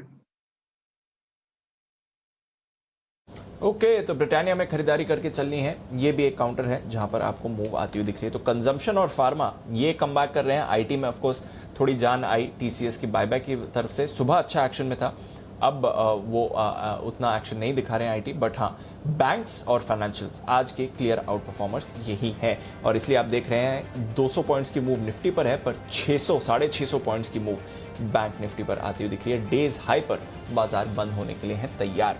कहां से आई है आज की तेजी? यूपीएल स्टार परफॉर्मर 4.5% ऊपर, हीरो मोटोकॉर्प यहां पर अच्छा रिबाउंड, और बाकी ऑटो स्टॉक्स में भी आपने एक्शन देखा। मारुति और टाटा मोटर्स भी खरीदारी आपको दिखा रहे थे। इसके अलावा SBI, LNT, HDFC, ICICI Bank, ITC, Kotak, Infosys, इन सभी दिग्गजों के सहारे से बाजार भी संभलते हुए आपको दिखा है। 18,000 के ऊपर जाने में इनका बड़ा योगदान। डिवीज थोड़ा सुस्त 1% नीचे, विप्रो में हल्की सी गिरावट करीब 2.5% नीचे इस हफ्ते है नतीजे। एचयूएल से भी आपने कुछ ज्यादा बड़ी मूवमेंट नहीं देखी, और रिलायंस इंडस्ट्रीज भी एकदम सपाट बंद होते हुए आपको दिख रहा है। वायदा कारोबार की तरफ आए तो 5% का गेन आपने बीएचईएल में देखा। जीएमआर इंफ्रा कल इनके डीमर्जर की एक्स डेट है, आज वायदा कारोबार के कॉन्ट्रैक्ट्स में बदलाव होंगे। जो करंट कॉन्ट्रैक्ट्स हैं वो आज एक्सपायर होंगे, कल से आप फ्रेश कॉन्ट्रैक्ट्स में निवेश कर पाएंगे डीमर्जर के एडजस्टमेंट के बाद का। सिटी यूनियन बैंक, बैंक ऑफ बड़ौदा, इन दोनों काउंटर्स में अच्छी तेजी। फेडरल बैंक, आरबीएल बैंक बैन में होने के बावजूद, पीएनबी, कैनरा, इन सभी काउंटर्स में आपने बढ़िया खरीदारी देखी है। पीवीआर ये भी अच्छे एक्शन में रहा। आरती इंडस्ट्रीज, इंडियन होटल्स यहाँ पर भी मूव, और इंटरग्लोब एविएशन भी हल्की पॉजिटिविटी दिखाते हुए। लॉकडाउन से रिलेटेड या अनलॉक से रिलेटेड स्टॉक्स में ज्यादा बड़ा इंपैक्ट आज नहीं था। दमदार अपडेट्स के दम पर ओबरॉय रियल्टी में अच्छी खरीदारी आपको दिखी, और एचएएल इसमें भी आज पॉजिटिव मोमेंटम था। कोफोर्ज करीब 4% नीचे। एलएनटी टेक, एसबीआई कार्ड्स जो आज रिपोर्ट आई है गोल्डमैन सैक्स की बिकवाली की राय के साथ, Vodafone Idea, PI Industries, SAIL, Chola Investment, Rain Industries, Metropolis और वोल्टास कुछ और काउंटर्स जहां पर आपने अंडर परफॉर्मेंस बनती हुई देखी है आज के बाजार में। कुछ और ब्रॉडर मार्केट पार्टिसिपेंट्स की तरफ आए तो यहां पर भी आपने भरपूर एक्शन देखा, और कई सारे स्टॉक्स हमारे रेडार पर एक्शन में थे। 20% के सर्किट पर बंद होते हुए दिखा आपको। इसके साथ ही एलगी इक्विपमेंट 8% ऊपर, KNR construction, Snyder electric, Garware technicals, PTC India, Equitas holdings और साथ ही आईआरबी इंफ्रा, केपीआईटी टेक कुछ और काउंटर्स जहां पर आपने बड़ी खरीदारी देखी। तो अनिल जी, ओवरऑल जबरदस्त एक्शन सर आज के बाजार में। 18,000 के ऊपर प्रोविजनल क्लोजिंग आती हुई, और 38,350 के ऊपर निफ्टी बैंक की प्रोविजनल क्लोजिंग सर, जबरदस्त एक्शन। बिल्कुल, जिस स्टॉक का आपने जिक्र किया शॉर्ट टर्म पिक के तौर पर, आज राजेश पालविया साहब ने ग्रीव्स कॉटन 189 में खरीदारी करने की राय दी थी, और स्टॉक देखिए क्या गजब के एक्शन में आता हुआ दिखा है आज ही राजेश पालविया साहब ने एसपीएल मिड कैप स्टॉक्स में। इसीलिए मैं कहता हूं कि सिर्फ ऐसा नहीं कि ट्रेडिंग कॉल्स आपके लिए इन्वेस्टमेंट के लिहाज से भी, जो शॉर्ट टर्म ट्रेडिंग कॉल्स के लिहाज से दिए थे वो भी टारगेट आज ही हासिल होते हुए दिख रहे हैं। देखिए 209, 210, 20% के ऊपरी सर्किट पर। एक और स्टॉक जो कमाल करता हुआ दिख रहा है, हमारी रिसर्च टीम बता रही है, मन इंफ्रा। जुलाई में इस स्टॉक को रिकमेंडेशन में दिया गया था एसपीएल मिड कैप स्टॉक्स के तौर पर। 22 जुलाई में 63 रुपये पर मन इंफ्रा था, दुगुना हो चुका है जुलाई से जनवरी, 6 महीने में ये स्टॉक दुगुना हो चुका है। तो कैश मार्केट के स्टॉक्स में ऐसे ही, इस बीच में आपने 18,600 वाले निफ्टी को 16,400 भी देखा है, ऊपर नीचे होता है। लेकिन अगर सही स्टॉक्स पर आपका भरोसा है तो ज़्यादातर स्टॉक्स हो सकता है कुछ शेयर ना चले, कम चले, लेट चलें, लेकिन ज़्यादातर स्टॉक्स में आपको पैसा बन जाता है अगर आप ढंग से पोर्टफोलियो बनाकर रहें तो। ग्रीव्स कॉटन भी, एक और बात बता दूं दीप की, काफ़ी लंबे समय से, हम पिछले 4, 5, 6 सालों से इनफैक्ट इस स्टॉक पर बुलिश थे, बहुत ही लोअर लेवल से। अब जाकर ये स्टोरी पूरी तरह से इलेक्ट्रिक व्हीकल्स की वजह से अनफोल्ड होती हुई दिख रही है, अच्छा पैसा बनता हुआ दिखा। ऐसा है क्या ओमिक्रॉन के बाद डेल्टा क्रोन? नहीं अनिल जी, नहीं अनिल जी, इसके बाद कुछ नहीं आएगा, ये लास्ट है अनिल जी, लास्ट वेरिएंट है Anil ji. Oh thank God, आपकी बर्थडे पे हमें रिटर्न गिफ्ट मिल गया, आपने इतना बोल दिया ना बंसल जी, बस इतना काफ़ी है कि ये लास्ट है, इसके बाद कुछ नहीं आएगा। बहुत बहुत धन्यवाद। और बंसल जी एक बार फिर से, जी कुणाल जी कुछ कह रहे हैं। जी कुणाल जी, देखिए अनिल जी, ये जो ग्रीक अल्फाबेट है ना अनिल जी, हाँ। इसमें अनिल जी 26 लेटर्स हैं, तो अनिल जी अभी जगह बाकी है अनिल जी। भाई साहब आप ग्रीक की बात करें, यहाँ लोगों को बराबर से 12 खड़ी नहीं आती, क्या नहीं आता। आप ग्रीक अल्फाबेट की बात कर रहे हो, पहले हमारे वाले तो ढंग से सीख ले। तो कहाँ पता। अच्छा ये ग्रीक में कहाँ तक पहुंचा है बाय द वे, ये कौन से अल्फाबेट तक आया है अनिल जी? ओमिक्रॉन ओ। अच्छा ओ Anil ji O L N O के बाद अब क्या पी आई आएगा? पीआई इंडस्ट्री वाला पीआई पाई अनिल जी पाई। हाँ वही पाई, जो भी आप जो भी रख लो, पी रख लो, पाई रख लो, मतलब आएगा वही अब, ऐसा अगर आया तो। नहीं अनिल जी संभावना पूरी है अनिल जी, अगर ये बिल्कुल क्रमबद्ध तरीके से चल रहे हैं तो पाई आना चाहिए अनिल जी। आपकी पार्टनरशिप जॉइंट वेंचर मुझे खतरे में दिख रहा है बंसल जी, आपके विचार बिल्कुल मिल नहीं रहे। बंसल जी पूरे ठोक बजा के कह रहे हैं कि अब कुछ नहीं आएगा, ये आखिरी है, आप मानने को तैयार नहीं। बंसल जी शाम को जरा मामला सेटल करके आइएगा, कल सुबह फिर से आपसे होगी मुलाकात। विदा लेंगे आपसे। Have a nice weekend. नहीं है आज आपका तो बड़ा एक्शन वाला दिन है, हैप्पी बर्थडे है, तो एक बार फिर से आपको बधाई। धन्यवाद आपका, कुणाल जी, चोपड़ा साहब का, किरण जी, वागले साहब का भी शुक्रिया, और साथ ही सुमित जी, सचिन जी और जय ठक्कर साहब, आप सबका बहुत बहुत धन्यवाद। मुझे और दीप को दीजिए इजाजत। नमस्कार।